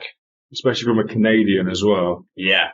I mean, with Vince, I don't think it's that surprising. He had the whole thing with Sergeant Slaughter and the Iraqi sympathizer gimmick, so that doesn't surprise me so much, but that Cena would sort of let that kind of thing happen. It's a little surprising. What's the lineage of the US title? Was that a WCW thing? Yeah, so they adopted it from WCW and I think brought it back in like 2002, right. I want to say. That's probably why then. Vince still harbouring that bitter WCW. Could be, but the title still exists. Who's got it at the minute? It's Logan Paul. It is Logan Paul. I still think it was Theory for some reason. Probably thinks he is. Well, of the mid-card championships, it's definitely the lesser of the two. Let's be perfectly honest here. Yeah, at the minute, whoever takes that title off Gunther is going to look like a monster. I'm also willing to bet that this was also used as a platform to really elevate NXT. Yeah. Because who did you have before this? It was Zayn and Neville and Dallas and then Big E and then Rollins. Seth. Yeah. None of those turned up on the main roster while they were in NXT. Yeah. They mentioned NXT quite a lot on this card. It's because it was network exclusive at the time as well. The only way you could watch NXT was on the WWE network. So I think it tied into trying to get those subscriptions. And conveniently, they dropped all that advertising the moment Saudi Arabia came along. What advertising was that, sorry? Anything for the network. Yeah. WWE really do those promos well, don't they? Yeah. Video packages are definitely what they do well. Okay, this is 2015. This is 9 years ago. Mm-hmm. Owens looks and acts exactly the same. Exactly the same. Like, you could tell me that this is 2024 right now, and I'd absolutely believe you. Yeah, the only giveaway is the fact he's got the NXT Championship, and it's the original NXT Championship design. And he's got more tattoos now, hasn't he? Oh, yeah, he is covered in tattoos now, isn't he? A little frustrating that KO wasn't wearing his KO shirt, because that's an iconic shirt. He still uses it now, 9 years later. He's still got that T-shirt. Although he just paces in the ring as well. He's very high energy, raring to go. He's like a pit bull. Before this moment where Cena comes out, I was trying to place it in the timeline of just how hated Cena was. And then as soon as you hear the crowd reaction, you know you're right in the thick of it, where it's like 50-50 split. I hate him just because of that T-shirt design. I did write that this is the point in time where he was wearing that god-awful T-shirt. It's just horrible. You've got the US Championship over the US Championship on your shirt. And also, this annoyed me because they say the champ is here. This is a champion versus champion match, and there's a champion already in the ring. I think that's the point. It's just... Well, KO did have a lot of problems coming into this with the whole champ is here thing. Right, okay. I'm the better champion. I'm the real champ here. He does a weird thing here as well, where he holds the title up, but he holds it backwards. Like, why is he doing that? Cena or Owens, sorry? Cena. Does he? I did not notice that. Oh, no, that. Yeah, he did that for a while. Oh, did he? Yeah, he spent a little while doing that. Oh, Shows how much attention I paid. When did he first do that? I think he first did that. Oh, when did he do that? I want to say he did it when he first won the US Championship back at WrestleMania 20. I want to say he did that. I distinctly remember him walking up the ramp and holding the belt in that specific fashion where it's so he's got his crowd, but he's got his back to them. Right, okay. But he did do that a fair bit. And Cena definitely displayed something during this match that definitely made me think of Brock Lesnar in certain ways. So a lot of people talk about Brock Lesnar where if he's facing the right opponent, he'll do exactly what's needed to make them look fantastic. Yeah. And Cena does that. Lesnar does it with his selling. Cena both does it with his selling and also making the match more interesting and more memorable by pulling out moves he doesn't normally pull out. Yeah. And he does that quite a lot in this. Like, even in the first few minutes, KO's hitting Cena with punches, and he's selling every punch by bumping, which I can't remember ever seeing him do that with anybody. Like, I don't think he would sell that for a Lesnar punch. This is weird on commentary as well. They sort of vaguely reference Kevin Owens on the Indies and saying he wrestled with people that current WWE superstars. And it's so strange to hear them, acknowledge that he did stuff outside of WWE. It happens on rare occasions. I think they're doing it to really push the NXT thing again. Yeah. They're making exceptions for the right people. I think they mention as well that Kevin Owens has got a lot of experience. Well, he's been wrestling longer than Cena has. Well, I looked into this because I was gonna stat you. Oh no! But John Cena had his very first pro match 6 months before Kevin Owens did. Wow! So technically, he's been wrestling longer than Owens has. There must be some other caveat to that makes it applicable. It's really strange. Oh, his first match was a handicap match against two people called Jobbers R Us. I wonder who won. Sounds appropriate. What, did you see as trainers are listed as Christopher Daniels and Fit Finlay? What do you mean? Like, I went on his Wikipedia page, and when it says trained by... Oh, okay. Yeah, Christopher Daniels and Finlay. Yeah, I was thinking of the British term trainers meaning sneakers when you said that. I was very confused. Also, one of his trainers was a guy called Mike Bell, and I didn't even have to look this up. Mike Bell is the guy that Perry Saturn beat up and then was punished for, and then got given the moppy gimmick. Amazing. I can't say I'm surprised at Finlay being one of the two, but Daniels is very surprising. Yeah, Daniels is a strange one. Is Finlay... Was he wrestling at this time? No, not at this time. Because he sort of retired from wrestling and then had like a sort of resurgence, didn't he? Yeah, I get the feeling he finished in the late 2000s, early 2010s. That's when he really finished up. Because he was in a Money in the Bank ladder match at WrestleMania at one point. Yeah, he was. Yeah, Daniels is older than you think, isn't he? He's up there. Like 50? Who is, sorry? Christopher Daniels. Oh, yeah. He's a proper journeyman. Yeah. Well, his nickname was King of the Indies, wasn't he? He was just everywhere. He'd like done everything. We've said this on a previous podcast, but he's might be the only person we've found that fits the big five criteria that we always try and find. Yeah. And I'll ask the audience to see if they can find anybody that fits it, but we want someone that's wrestled for WWE, AEW, WCW, ECW, and TNA. And Christopher Daniels is the only person I can think of. And I'm not even 100% on ECW off the top of my head. No, I don't think he did. Gangrel fit all them. Possibly. I mean, this is the weird criteria is that, I mean, Raven, we agree, technically does it, but he just appears on screen. He doesn't actually have a match. And I'd like to, that's how I'd like to gauge it, is that they actually have to have had a match. Well, Raven wasn't in New Japan, was he? Don't think so. Yeah. Because he was on screen in AEW. I think he was just sat in the crowd. I don't know, there's got to be someone. I'm sure there is, but we can't think of it. It'll be someone absolutely bizarre. There's going to be someone with better wrestling knowledge than us who can inform us at one point. Yeah. I mean, this is 2015. Why are you trying to sell a headlock? Yeah, Cena bloody sells a DDT in this match as well. He sells loads of stuff. He takes a hell of an AA as well, like when Owens does it. But there aren't too many people who take a DDT where they just throw both of their feet straight into the air. Yeah. Van Damme's one as well. Yeah, I think Rollins does it in this match as well. In this pay-per-view. This was his first main roster match, wasn't it? It was. They made a big deal of it being his first main roster match. Yeah, we're definitely in that kind of timeline where they were pushing the NXT superstars, particularly the champions. Yeah. Because obviously Balor takes the title from Owens at this point. Was Balor already in NXT? I don't know if he is at this point, but it's more of the fact that he takes the title off KO, and then as soon as he joins the main roster, 4 weeks later, he wins the World Championship. Wow, I didn't know it was that quick. Yeah. That's so strange to think about now. Like, I also have a strange feeling. They talk about the last few people to have pinned Roman Reigns, but I like to look at it in terms of the last few people who have pinned Roman Reigns clean, like not in a TLC match or any kind of gimmick match like that, and without interference. And Balor's 100% on that list. He might be the last person to have done it clean as a whistle. That's ridiculous. That is ridiculous. Isn't Eric Rowan on that list? He's in the last 4, yes. It's Corbin, Shane McMahon is one of them. Rowan, and then someone else, and I can't remember who it is off the top of my head. Jay. Is it Jay? Jay. Actually. Rowan might have just been knocked off that list then.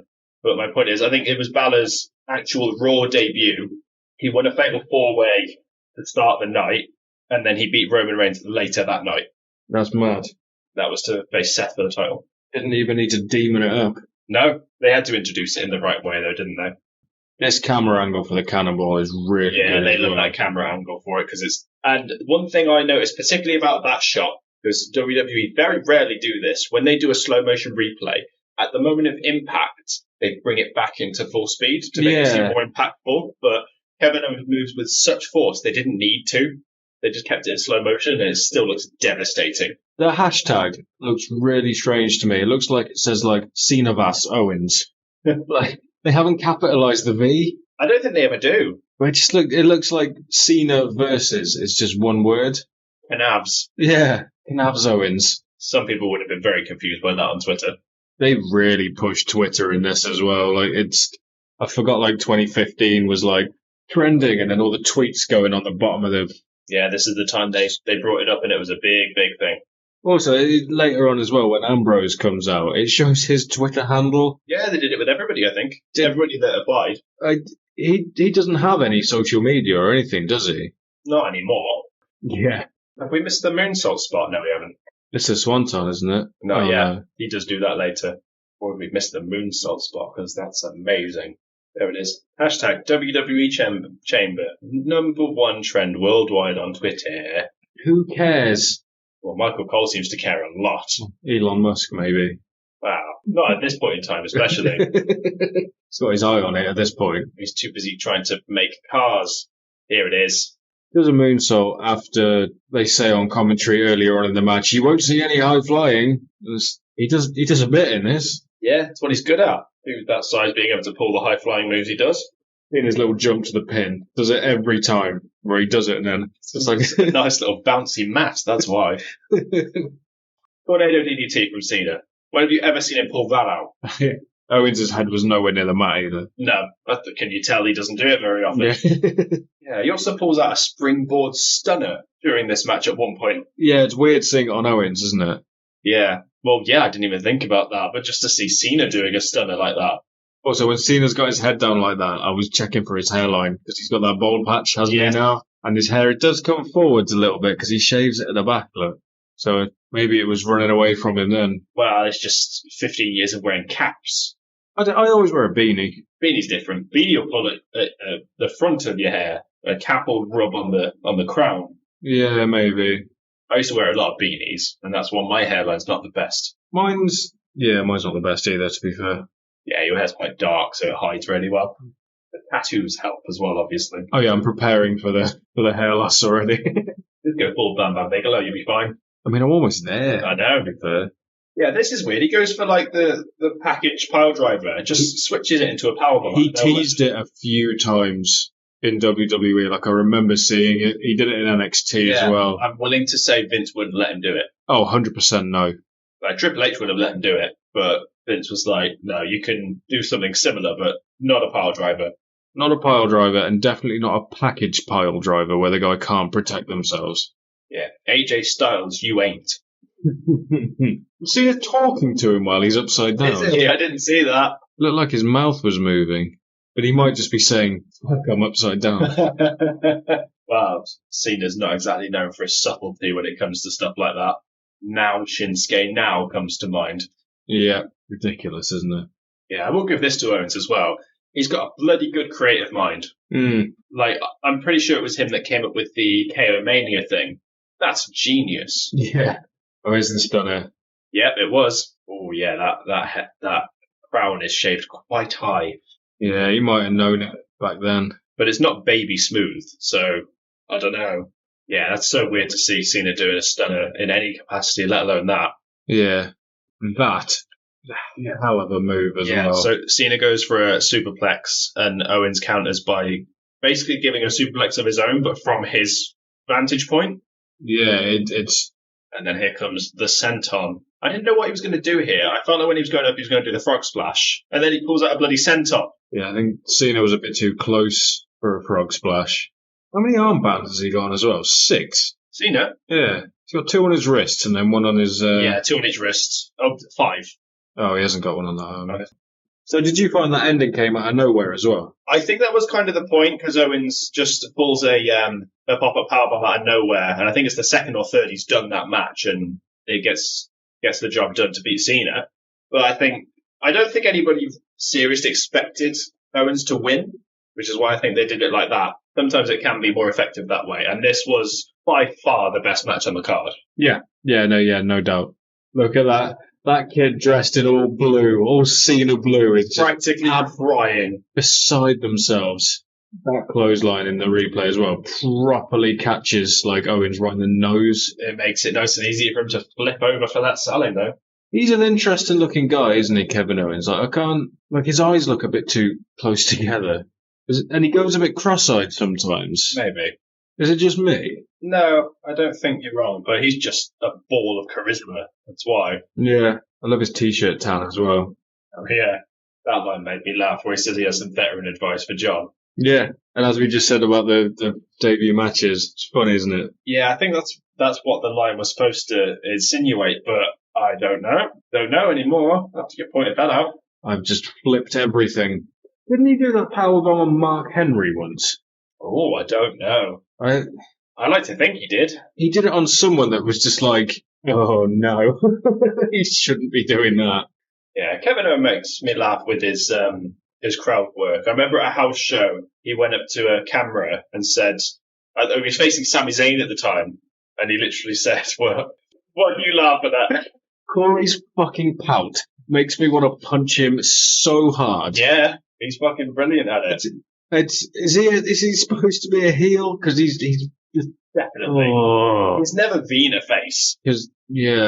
Sorry, I just completely. Corey Graves' face is more interesting than my story. You were right to do so.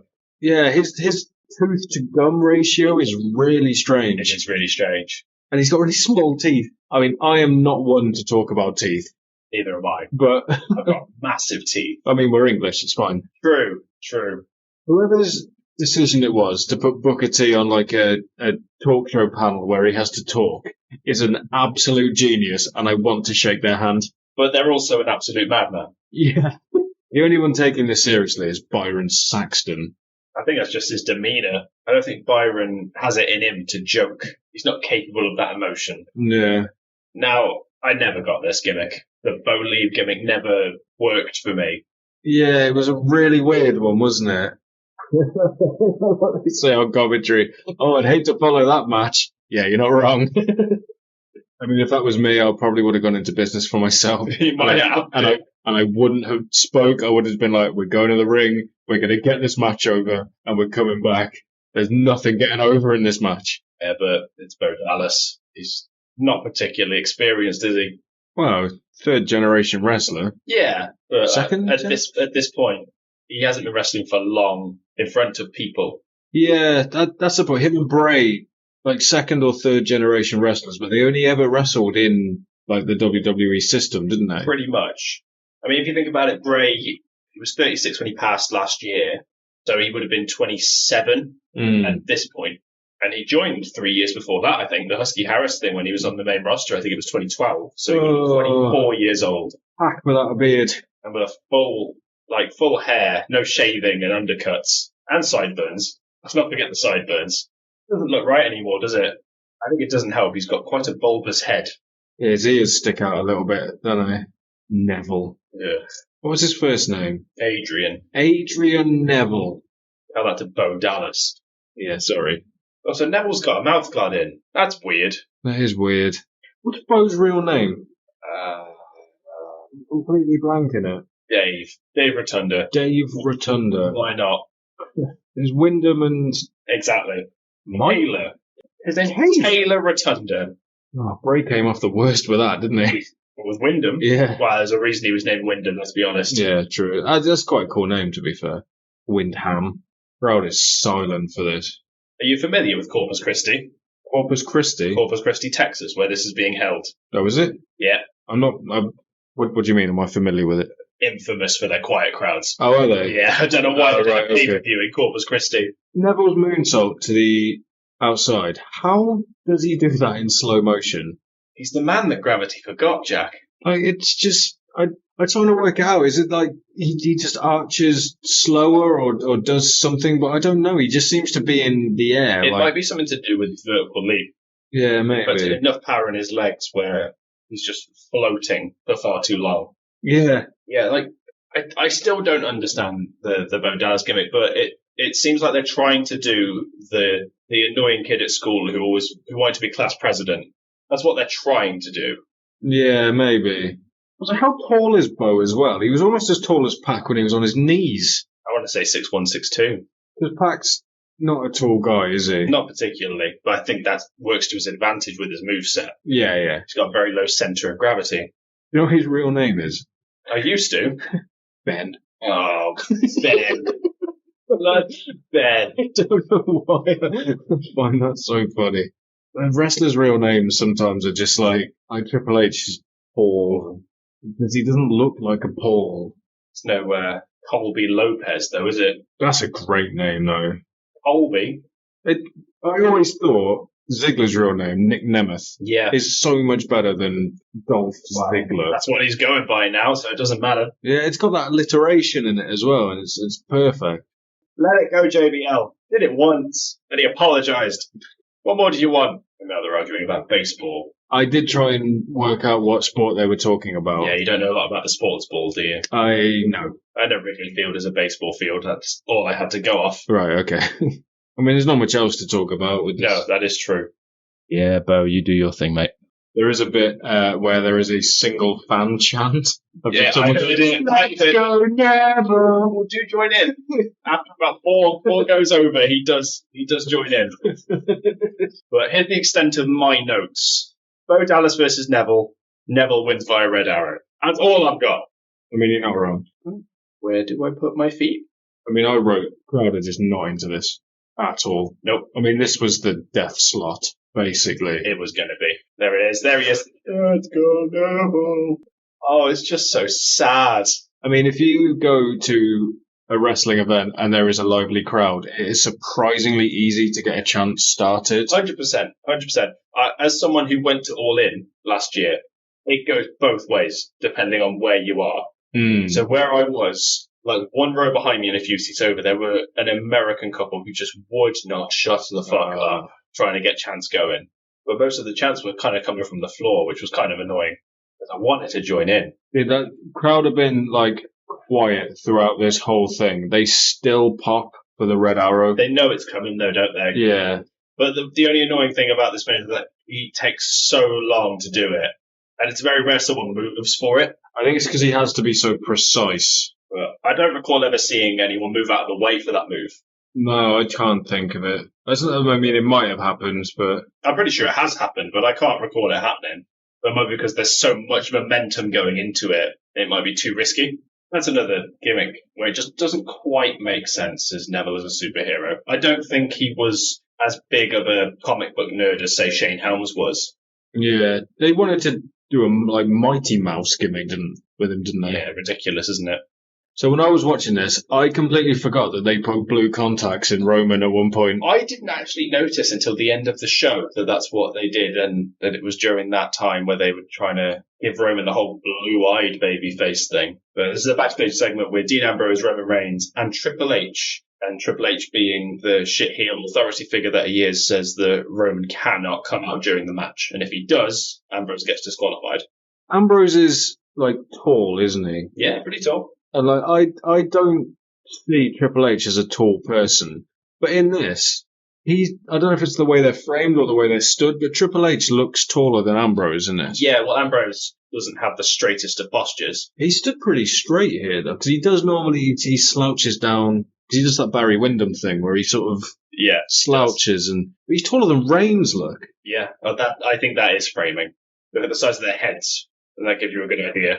Isn't it mad to think that everyone hated Roman here, hated him. 9 years later, best thing in the industry. Yeah, on the tail end of being the best thing in the industry. Although Roman hasn't quite got the vitriol at this point, because when he does turn up later, the crowd do pop hard for it. Oh, it's another chamber match, Jack. So I never watched this all the way through, but I know about it, and I've seen all the clips from it and all sorts. So this was my first time watching it. It wasn't as bad as I thought it was going to be. Yeah, I felt exactly the same. Like, there's the obvious stupid spots, but it's fine. It is fine. Is this when he retired properly? No. Because he had the world title when he retired. I don't know. I don't know if he was champion when he retired. But I know this wasn't when he retired, because he had shorter hair. He's got no laces in his shoes. Has he not? I didn't notice that. No, he's got a small injury. I don't remember what it was. Oh, we know, Dandy. Linneman's already read the rules. You need to get in your perspective pod. It's in the Perspect pod. And there it is. That's who's replacing Rusev. It's Mark Henry. But this wasn't like a return or anything, was it? He was still, like, wrestling at this point. Yeah. Were you surprised by the pop? Yeah. Because he's from Texas. Ah. I've only just realised that myself, in fairness. But it's because he's from Texas. He's so sweaty already, look. Mark Henry, I've got a lot of respect for, because he took WWE for a fucking ride. Signed on a 10-year contract in the late 90s. Yep. And just refused to be released. He's like, yeah, do what you want with me, I don't care. I'll do whatever gimmick you want me to do. Sexual chocolate. Yeah, why not? Mae Young's hand, he was involved in that, wasn't he? Yep. I am a massive fan of Sheamus. As time's gone on, I've learned to love him a lot more. I think when he first came on the scene, I was like, oh, a ginger world champion. Oh, a world champion from the British Isles. Two nice little things to have as a ginger from Britain. Yeah, can literally have like a good match with anyone. He's done everything. Well, not everything. I mean, even this 9 years ago, he's still chasing the IC title. I will say that this was probably the best time to put it on him as well. Looking at this match, this would have been a really good time to put it on him. Yeah. Especially considering the League of Nations was not too far away from this. Is that true, the heel or a face here? Because he comes out looking slightly confused. I think he's supposed to be a heel. Was this the weird, like, little Jimmy heel bit? Yeah, I think so. I'm assuming... Oh, sorry to interrupt. Look at this white guy getting his groove on in the background. It's so good. It's a hell of a bop. I'll give you that. But truth, I think the Money in the Bank that follows this, I think this is the one where he's got the promo where he pretends to be in the match when he's not. Okay. And Corporate Kane goes, you're not even in the match. And he's like, oh, my bad, you'll be good, I'll see you later. Yeah. Completely kills Roman and Dolph, and they're just corpsing in the middle of the ring. I think that's this Money in the Bank. Right, so okay. He's kind of in his comedic prime in terms of that stuff. Oh, right back. They did try hard, didn't they? I can see it. I can see what they're trying to do, and it works. But don't tell them I said this, but Ryback's a bit of a fuckhead. Yep. Well, I can only base my opinion on what he presents on the internet. Yeah. And based on those opinions, he's a bit of a fuckhead. Just a bit. Yeah. Obviously, I've never met him, never spoke to him, and I have no intention of doing that. Because he would probably eat me. I was going to say, no, after we've said this. He didn't have a pyro then, did he? No, they did that. They've done that a lot recently as well, because in certain arenas, they couldn't really have pyro. So they just make the noise of pyro. It's so weird. Yeah, it happens a lot because in the last couple of years, WWE didn't like using pyro unless it was WrestleMania. So Right. For people who typically had pyro in their entrances, they would just do that instead. The noise of his heartbeat. I thought something was tripping the mic. Yeah. Sorry, I just moved it there so we're facing not turned away from the mic. Makes sense. Also, he's from Preston. Preston? Yeah. Go on. I loved Barrett. I still do, but I loved him here. Because you can tell he's just having so much fun. Look, tapping the cage with his scepter. Is that a scepter? I suppose it is a scepter. Yeah, they point out as well, he's already been IC champ 5 times by this point as well. Yeah, he held it a lot, didn't he? Yeah, he's just having a whale of a time messing with everybody, isn't he? Because he was that weird build that WWE don't know what to do with. Like, he was big, but he wasn't like a powerhouse wrestler. Like I've said it before, like they did it with Ambrose. They don't know what to do with people like that. No, it's a weird middle ground that they can't really bridge. I'm trying to think of someone who might be there now, and I can't think of anybody. Punk. Yeah, he's always been an exception to the rule, though. I'm trying to think of someone else. Current people stuck in this era. Okay. In WWE specifically. There aren't many, are there? Because they don't know what to do with them. McIntyre? Yeah, I guess. But he is billed as a powerhouse. He's on the bigger side of that. Yeah, Barrett's quite lean for his height.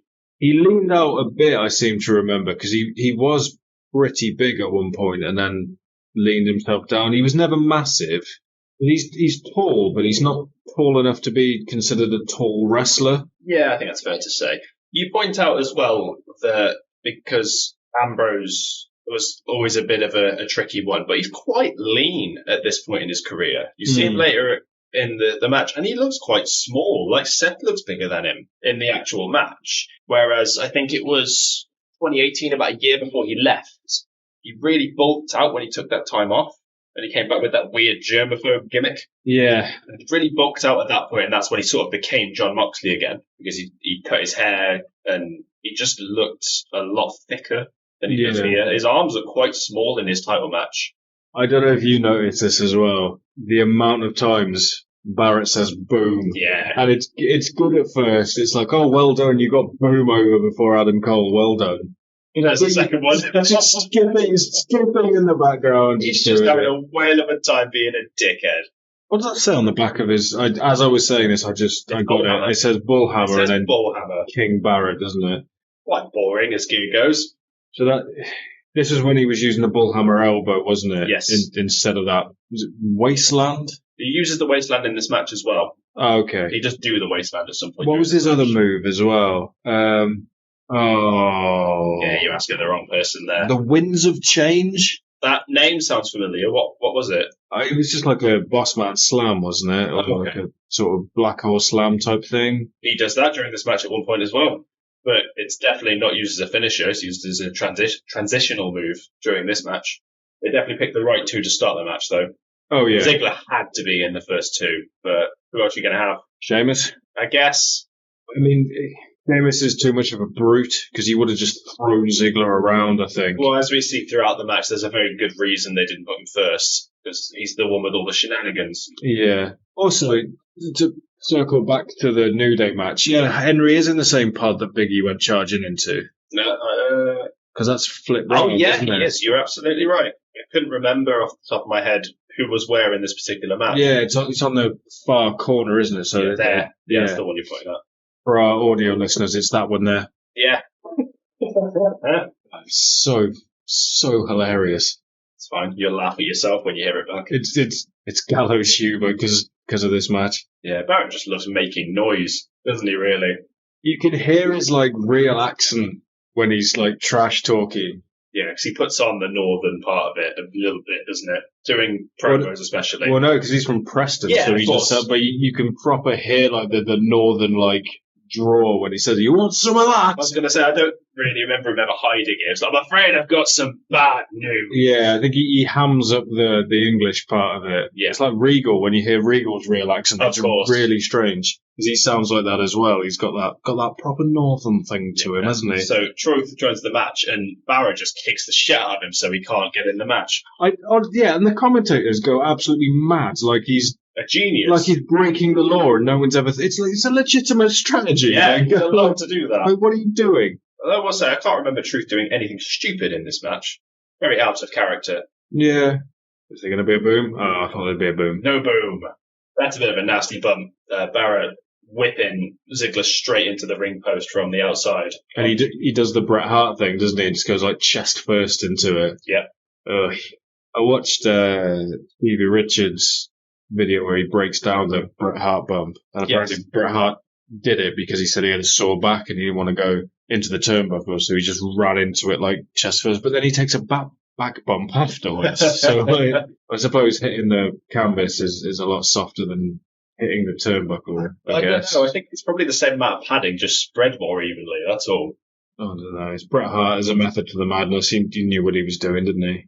No argument there. No, we've got 2 minutes before the next participant, Jack. No, we fucking haven't. There it is. Black hole slam from Barrett. That's just a transitional move without much payoff. It's coming up around now, isn't it? Because they're fighting around. They're there. right by the pod. It looked great because Barrett just nails the thigh slap during that kick. He's got the really long legs as well, so it just looks horrible. With Ziggler selling as well. It's back to the back of his leg as well, which I think had more impact. So Ziggler goes over. We've got a minute left before the next pod is supposed to open. And then Barrett throws Ziggler in and the plexiglass breaks. And Henry's response makes me laugh because he comes out and stops. Yeah. And it reminds me of like when kids say something they shouldn't say and then you're like, instinctively you go to confront them, but then you realise they're kids. I like he goes back into the pod and the ref's like, what do you want, mate? Yeah, and he's like, oh, right, this is happening. Oh, I'm in. Okay, what the fuck do I do? And just, he's the most experienced person in this match, and he seems to have the hardest time, like, dealing with it. I don't know if he has much experience calling a match, though. Oh, that's true. That's all I can imagine that it is. 2 seconds. And the next pod's going to open. What the fuck are you going to do? And you'll notice Mark Henry's name is still there. Oh my god, it is. It is still there. Planned the production beforehand without that happening. And they had to just completely improvise. I think everybody here had to improvise. Production and talent. Oh, Jesus. But it's not too bad so far. Like, it's still cohesive. There's people are actually wrestling. People are selling. I think Sheamus is just very glad that he's the last one out. I know I would be. Yeah. And looking at the replay, you can just see it's a thin layer of plastic. That's all it is. If that was me, I'd just get counted out and be like, hey, I'm done now. I want no part of this. They're kind of just scrambling to get near falls at this point. Is Mark Henry paused? That's what's brilliant is that Mark Henry has no idea what the fuck he's doing because he's not supposed to be in a match at this point, I don't think. So he's just stood there waiting for something, and he breaks up the pin. Could have eliminated Ziggler, and he breaks up the pin. JBL's reaction as well just goes, Mark! Oh, Mark! He couldn't help himself. He had to get in on the action because that's exactly what he was displaying 10 seconds ago. Yeah, you tell him, Mark. I don't know what you said, but tell him. I think he said you talked a lot of noise when I was in that cage. Yeah, fair enough. That's a good line. See, now, like, JBL starts bringing up the botch, whereas, like, technically Mark Henry's not supposed to be in there. What if his pod opens? What are they going to do? Disqualify him? Don't fucking think so. Yeah, it's just so strange, isn't it? I think this is we're reaching the moment where everything breaks down. Yeah, because Barrett gets an easy out, doesn't he? Yeah, Truth eliminates Barrett, which did surprise me, to be fair. And then they all sort of stand there. In opposite corners as well. Just like, Single guys before Sheamus is supposed to come in. And then Ziggler just starts pointing, you go there, and you attack him. And it's just, and he's grabbing he's gonna go there. Yeah, but it's just so do a good job of disguising it, because they're kind of disguising it. They're all tentatively deciding who they should attack, and everyone's sort of waiting to see who blinks first. That's the way they're trying to play it off, when really, they just stood there with their arms out. It's just, it's a great moment. Yeah. For good or for ill. It just falls completely flat, doesn't it? But it reaches that so bad, it's good territory. Like, it's entertaining because it's so awful. The final entrant is Sheamus, and they can't get the pod open. See, I didn't know if this was a botch as well. Not at the time. I thought it was kind of a botch at the time until you look at the ref and he's really hamming it up. Like, I can't get the pod open. What am I going to do? Well, he's pushing it with one hand and pulling it with the other. Yeah, so you'll notice it moves slightly. So it's not anything like that. And going into this, I wasn't sure whether Sheamus was a face or a heel because they hadn't really shown anything. Yeah. And I just wanted him to kick the shit out of the pod. Just kick the plexiglass out with a bro kick. That's what I wanted him to do. But alas, it doesn't happen. Everyone just stands and stares at him as well when it's happening. There you go, second moment where there's three of them now and Dolph's still just pointing. What the fuck do we do, guys? Did you just go and say, I'm going to super kick you? Yeah. Oh, it's just so like... I also wouldn't be surprised if Sheamus went into business for himself here. He was like, I'm staying out of this fucking mess. I'm figuring out a way so I don't leave this pod. Yeah, he must have said it because he super kicks him straight away. Yeah, there are smoother ways to call something like this. Yeah. I've heard William Regal tell stories about there's a certain level of chemistry you can get with certain people where you can have a match with someone, a very entertaining match, without saying a word. Yeah, I'd imagine so. There's a lot of that with language barriers as well, because when he went to wrestle in Japan, he didn't really speak the language, but he managed to have fantastic matches with certain people. And Ryback has just eliminated our truth. Probably the guy that you'd want in there to call a match. Well, Ziggler or Truth? Truth. I don't know. I'm sure he's good at calling the spots, but he's not quiet. Yeah, true. So you just hear the voice. And this isn't a move you want to do when the crowd are already losing interest. Do a nice stalling suplex. Well, I think they were improvising for the sake of time. It's still an impressive feat. It's no, what was his name? The bloke, Bandido, when Bandido did this to Chris Jericho. Oh, that was hard to watch. Yeah, he did it though. Yeah, he muscled every minute of it as well. I forget how over Ryback was. Although, I will say, the crowd don't really care about Ryback in particular. They just want to chant, feed me more. Yeah, I don't think him as a wrestler, I think, was very bland and generic. It was the catchphrases they got behind. I think Sheamus just starts laughing. So it was this when I went, did he jammed the door with his cross, didn't he? Yes, he did. Right. I just, would that not have been better if you'd have seen him do it before? No, I don't think so, because it's the reveal, isn't it? So are you not entertained? Yeah. Great line. Absolutely. For this particular circumstance, it is. But going back to your earlier point, I think it makes more sense to have done it that way around, because if the audience clearly see it happen, there's no mystique then. It's just, he's an asshole, let's ignore him. Yeah, whereas they want Sheamus to join the match, and he's genuinely playing it up as if he genuinely can't get out and he wants to, because the whole time he's looking around the pod and yelling at the ref to get it open. Sheamus is great at shit talking, isn't he? World's strongest man, are you? Oh, bloody pig, so. Never had a very good splash, did he? No. And Sheamus eliminates Henry with a nice little bro kick. It's just no reaction at all. Nope, they don't know what to do. I think this match didn't do many favours of figuring out who should be a good guy and a bad guy here. Like, Ryback kind of goes in between at certain points. Ziggler's the only one here who's obviously a face, and it isn't until Sheamus's reveal of the cross keeping the pod closed where it's revealed that he's a heel. Yeah, watching this with no context, I had no idea who's supposed to be heel or face. Yeah, I think that's the thing that does it no favours in retrospect. Yeah, I see what you mean about the crowd now. There were some moments where they really get up for it, but they're known for just being dead.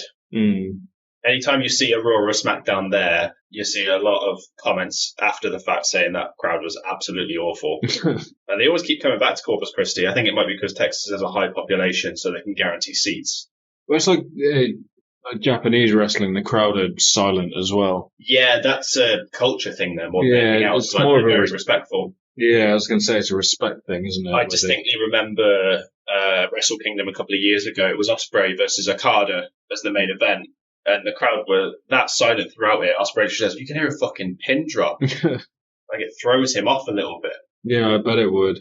Well, you spend your whole career in, like, WWE trying to pop the crowd. And having that in Japan, where the best you get is applause. Yeah. It's going to be very jarring. Like a golf tournament, just a really polite... Yeah, that's the best way to put it, actually. It was like a golf tournament.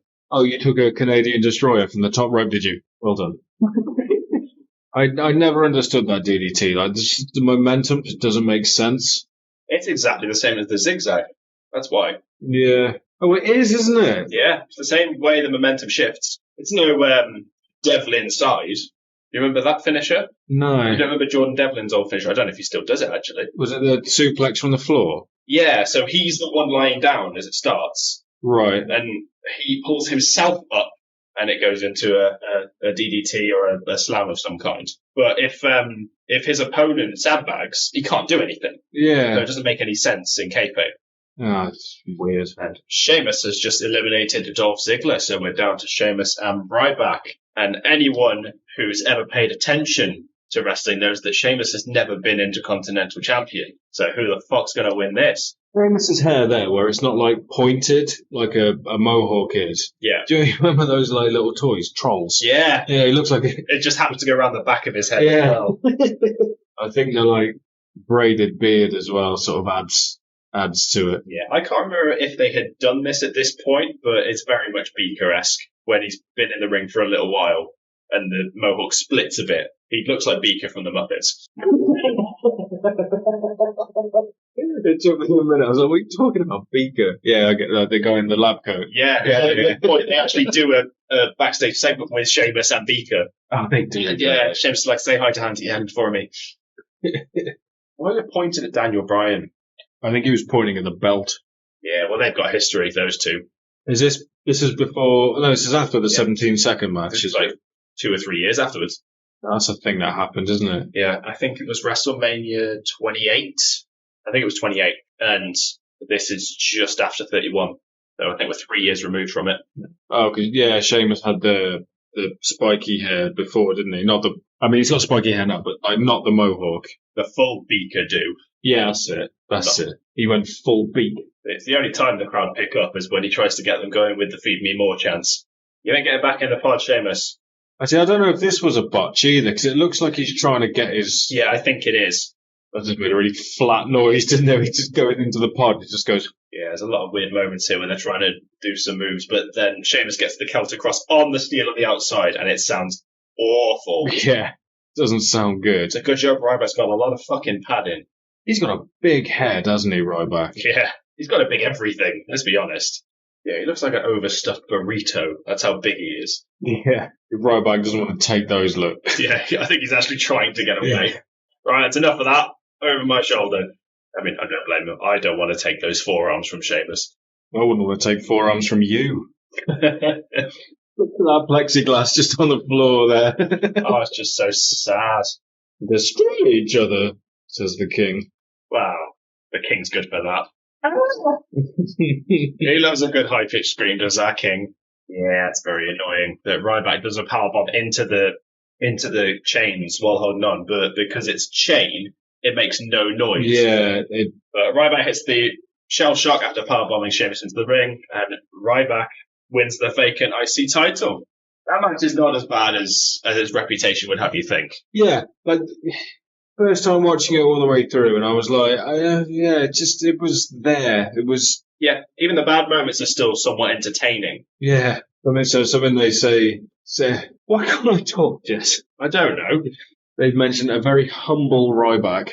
Imagine that now. There are many words I would use to describe Ryback. Humble wouldn't make the top 100. No, nothing really happens with this. Well, we have the Bryan thing, which I'm pretty sure was used to pad.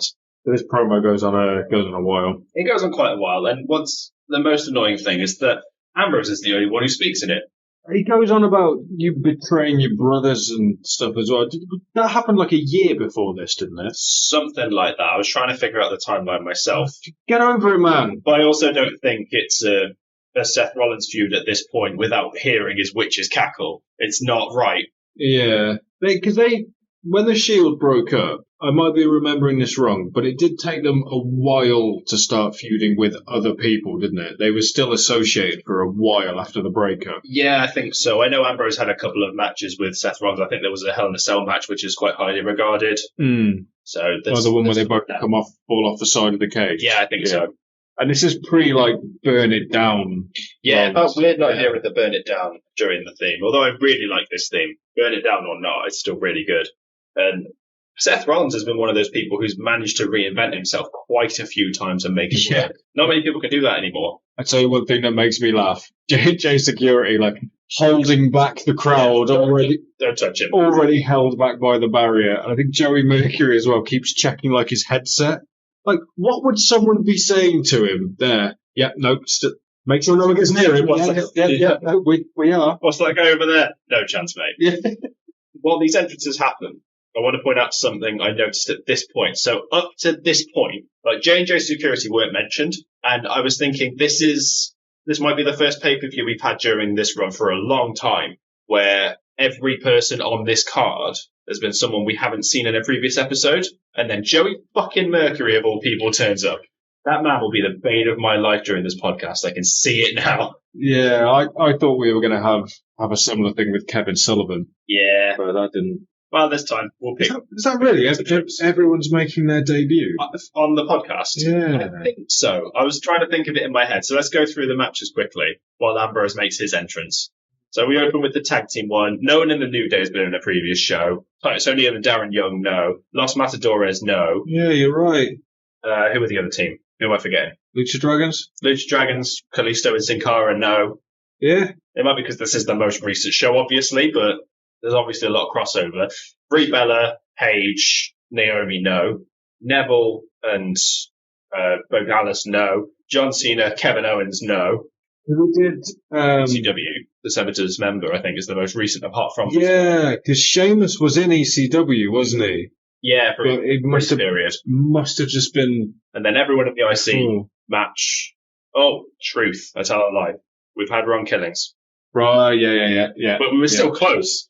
So my wife started watching this at this point with me. She really likes Seth Rollins because, for such a strange reason, she used to have the same hair as him. She had like a blonde strip, and she knows who he is because of that. It's a good reason to like him, I guess. Which is amazing. She also pointed out some stuff that it's so good. I'll let you get to that, but I will say I didn't remember the finish to this match, and I was trying to go over it in my head as to what happened, and I had completely forgotten. Yeah. So when we get to that, we'll go over it, and just bear in mind that I had no idea. No, I didn't either going into it, but I figured these two people, you're gonna get a good match. Yeah, of course.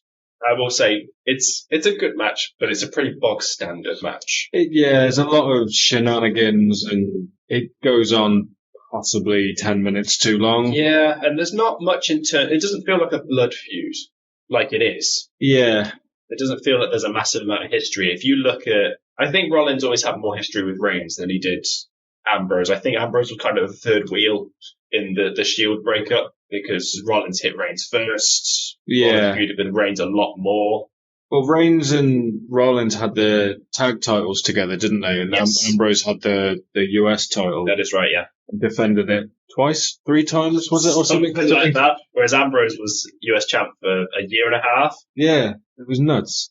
Don't lie, JBL. Dean Ambrose does not scare you. They've done that weird thing with the hashtag again, where it's like Ambrosev. Yeah, this was the only one I noticed throughout the show. But Ambrosev's Rollins. Just capitalise the V. How hard is it? Also, what are they talking about as well? Like, if Ambrose wins the title, imagine him in a shareholders meeting.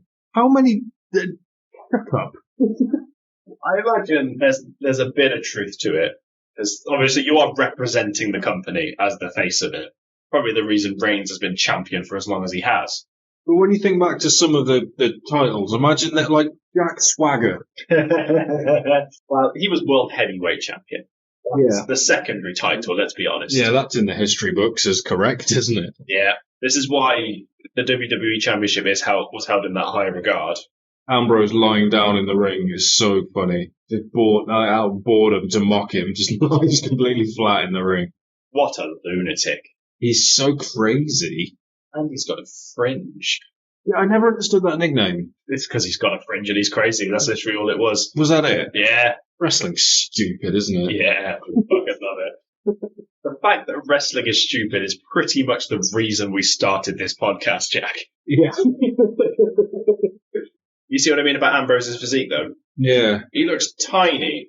I don't get that weird flip spot, but that looks like Ambrose chopped him, like, in the chin. Yeah, I think it was supposed to be reminiscent of the Flair flop, I guess. I think Shawn Michaels did that move quite a few times, where he would roll up onto the turnbuckle and then roll back down. Yeah, he did, didn't he? I distinctly remember being a dumb teenager, and he did that on an episode of Raw in a World Heavyweight Championship match against Triple H, and he won with it. But both pairs of shoulders were on the floor during the pin, so it got overturned. It's also weird after so long seeing Ambrose wrestle with a shirt on. Yeah, he didn't really wrestle topless in WWE, I think he did towards the very end of his run when he bulked up. Right. I think he took the shirt off then. But he still also wrestled in jeans. He still does, doesn't Yeah, he still does. I've always found that weird. I always found it weird how they kept, this is going to sound weird, they kept Reigns' top on for so long. Yeah, it's so strange, isn't it? Why are the crowd chanting Justin Bieber? I don't bloody know. Is he from Texas? No, he's Canadian. Is he? Yeah. No. I thought he was English for ages. Did you? I did, yeah. I don't blame you for not really caring. Yeah, I'm not really a big Justin Bieber fan, to be honest. You're not a believer. So, what is Kane's relationship to Rollins as well? Because he just looks, either he's bored and the camera keeps catching it. He's the director of operations in the Authority. So is he supposed to be like backing Rollins, or is he? Yes, but in an indirect way. His job, I think, is essentially to make sure everything goes to plan. I think it's the best way I can put it. So is the plan for Rollins to win? Yes, because Rollins sold his soul to Triple H. So he's reluctantly backing Rollins. So J&J Security are sort of the lackeys that do the hard work, and Kane is there just in case. Kane is Triple H's right-hand man in this setup. And like, here's where they start trying to compare Ambrose to Stone Cold. Yeah, that doesn't quite work, does it? No. To me, it just goes to show that they really struggle to make new stars in WWE because they constantly compare people to the people of the past. Yeah, I can see why they do it, but I think it might only be detrimental to us hardcore fans. Yeah. Because we know everything about the way that kind of stuff works, whereas a casual fan will think, I like Stone Cold Steve Austin, probably like this person too. I mean, I wouldn't say that's the case with current day Roman. Like, no one's comparing him to anybody. There's just a lot of family stuff. Yeah, I don't even know who you could compare him to. Dwayne. Yeah, and I think we'll see that in the coming months. Why do I say that? That storyline is probably finished by the time this episode comes out. Yeah, probably. Roman's probably beaten Rock into dust by this point. Who can he stack on top of the Rock? Rikishi. Just stack the whole table. Where's Afra and Seeker? How many times do we have to teach you this lesson, old man? Well, one of them is Roman's dad, isn't it? Afra or Seeker? I have no idea with the Anoa'i tree. I'm not even going to try and hazard a guess. I don't give a shit. Stack them. Didn't he make a t-shirt out of that as well? That was like, stack them. Yeah, something like that. He had a string of like t-shirts, didn't he? That were just like facts. Yeah. Like, arrive. It was wreck everyone and leave. That's it. Arrive, raise hell, leave with the Stone Cold one, wasn't it? And then it was, wreck everyone, leave, stack, pin, smash and win. Yeah. Yeah. I remember the wreck everyone and leave very specifically because I saw the clip where he returned very recently, which we should watch that show at some point. SummerSlam 2020. Is that where he signs the contract in the top of the ramp and then goes down? No, it's where he just turns up out of nowhere. So I don't know if you remember, but SummerSlam 2020, the tagline was, "You'll never see it coming." Yeah. And it was Roman's return that you will never see coming. That was right, okay. And it was The Fiend versus Braun Strowman that he turned up after. Did he turn up with Heyman? Nope, just him. So Heyman was the Raw after? I would assume so, yeah. SmackDown after. Either way. Sure. I know it was after that. Right. I quite like that little move. The, lifts up for a back suplex and then rotates him into a sort of face plant. Yeah, it looks very impactful. Can't be easy to take either. But I found this pretty funny as well. Ambrose does the suicide dive, lands perfectly, and then jumps over the table anyway. Continues to follow through deliberately. It's so smooth the way he does it, though. Yeah, he might have done it just to get something out of the crowd because they're giving him nothing. Yeah, they do go a bit quiet. Told you. Corpus Christi. I love the fact that they refer to J&J Security as well as Stooges. Pretty accurate. And, well, The amount of wrestling experience those two have got between them is ridiculous. Well, it's the character, isn't it?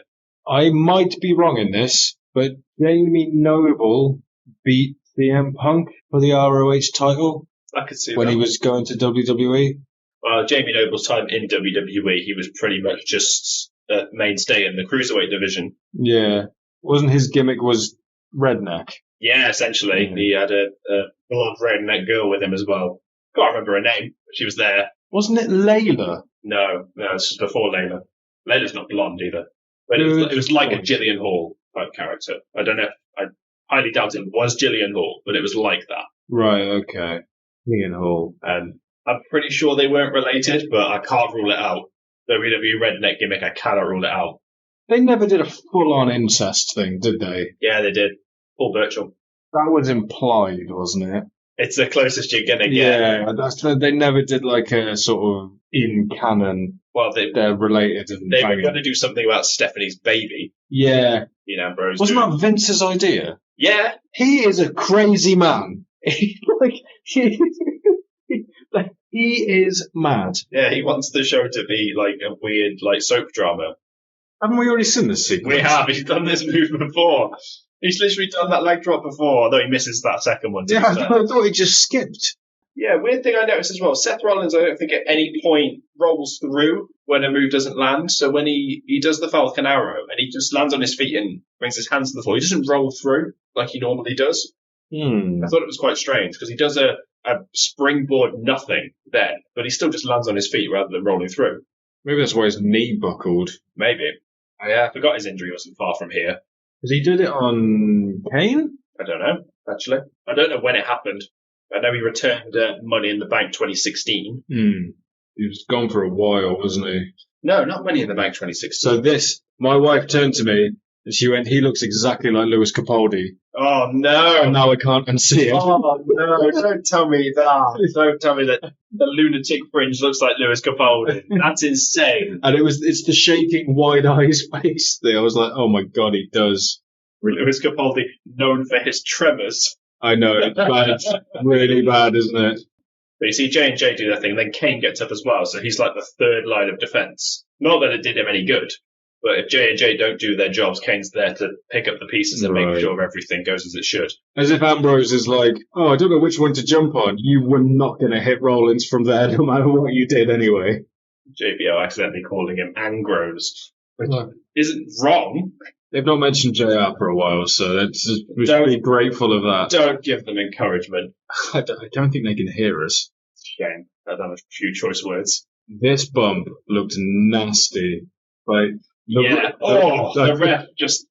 He gets all of it. He gets knocked the fuck out by Ambrose. It makes me think that the refs sell at exactly the same amount, whether they get, like, slightly tapped or kneed in the side of the face. Like, it's so good.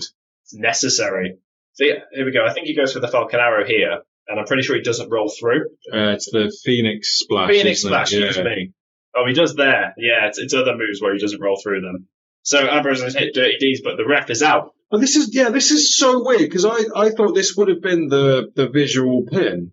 But then all of a sudden the ref just comes out of nowhere. Yeah, another one. The second ref comes, and you get the 3 count. Ambrose wins the match. Yeah, it just comes out of nowhere. That's the thing, because I think we've been conditioned when there's a ref bump and someone hits their finishing move after, it's done for the visual pin and it's done for the I could have done it if it wasn't for you meddling kids. You're absolutely right, but you've got to build expectations to subvert them. Yeah. So yeah, it works. It does its job. And this ending, yeah, I don't remember Ambrose pinning Rollins. I know Ambrose didn't win the title in the technical sense of the term because he wouldn't win the World Championship until the next year. I had no idea he pinned anyone. But this ending does serve as a testament to inconsistent refereeing in terms of kayfabe, because the amount of times we've seen a ref take a bump and nothing's been done about it. Speaking of refs, these two refs talking to each other is like pure panto. They're like, yeah, he pulled me. It's so good. It's the pageantry of it is so good. I'll explain. Wait here.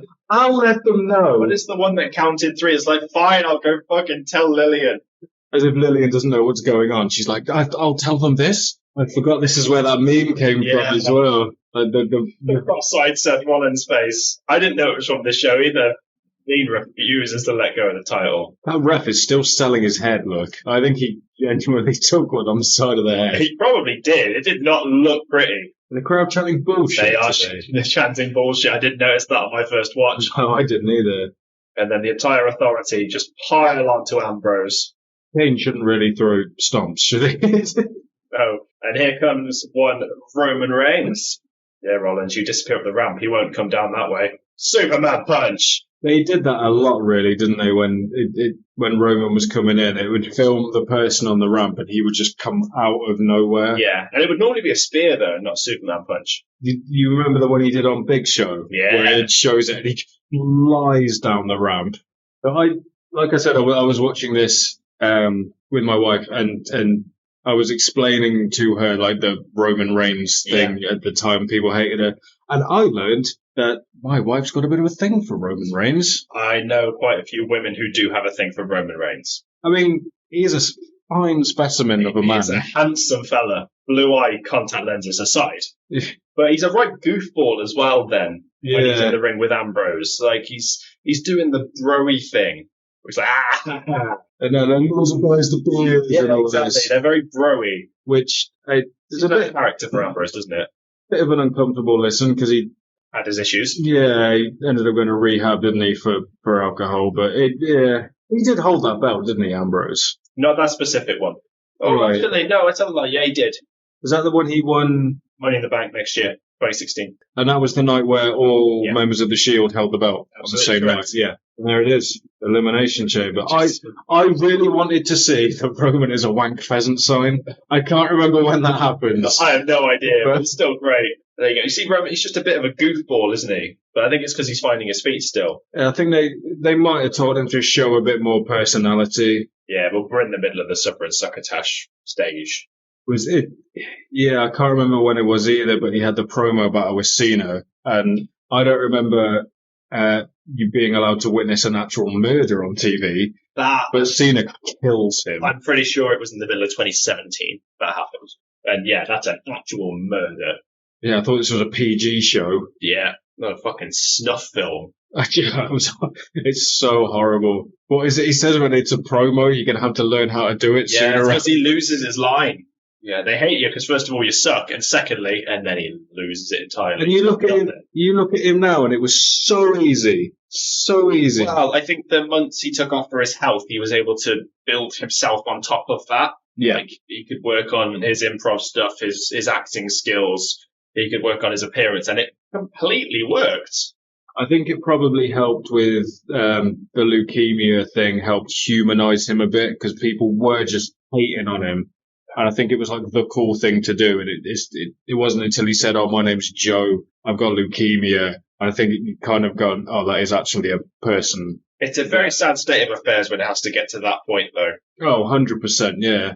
So that was Elimination Chamber 2015. What other pay-per-views would you like us to review in the future? Let us know in the comments. It's going to restart. Oh, don't play it again. I'm not going through that again. You don't want to watch it again?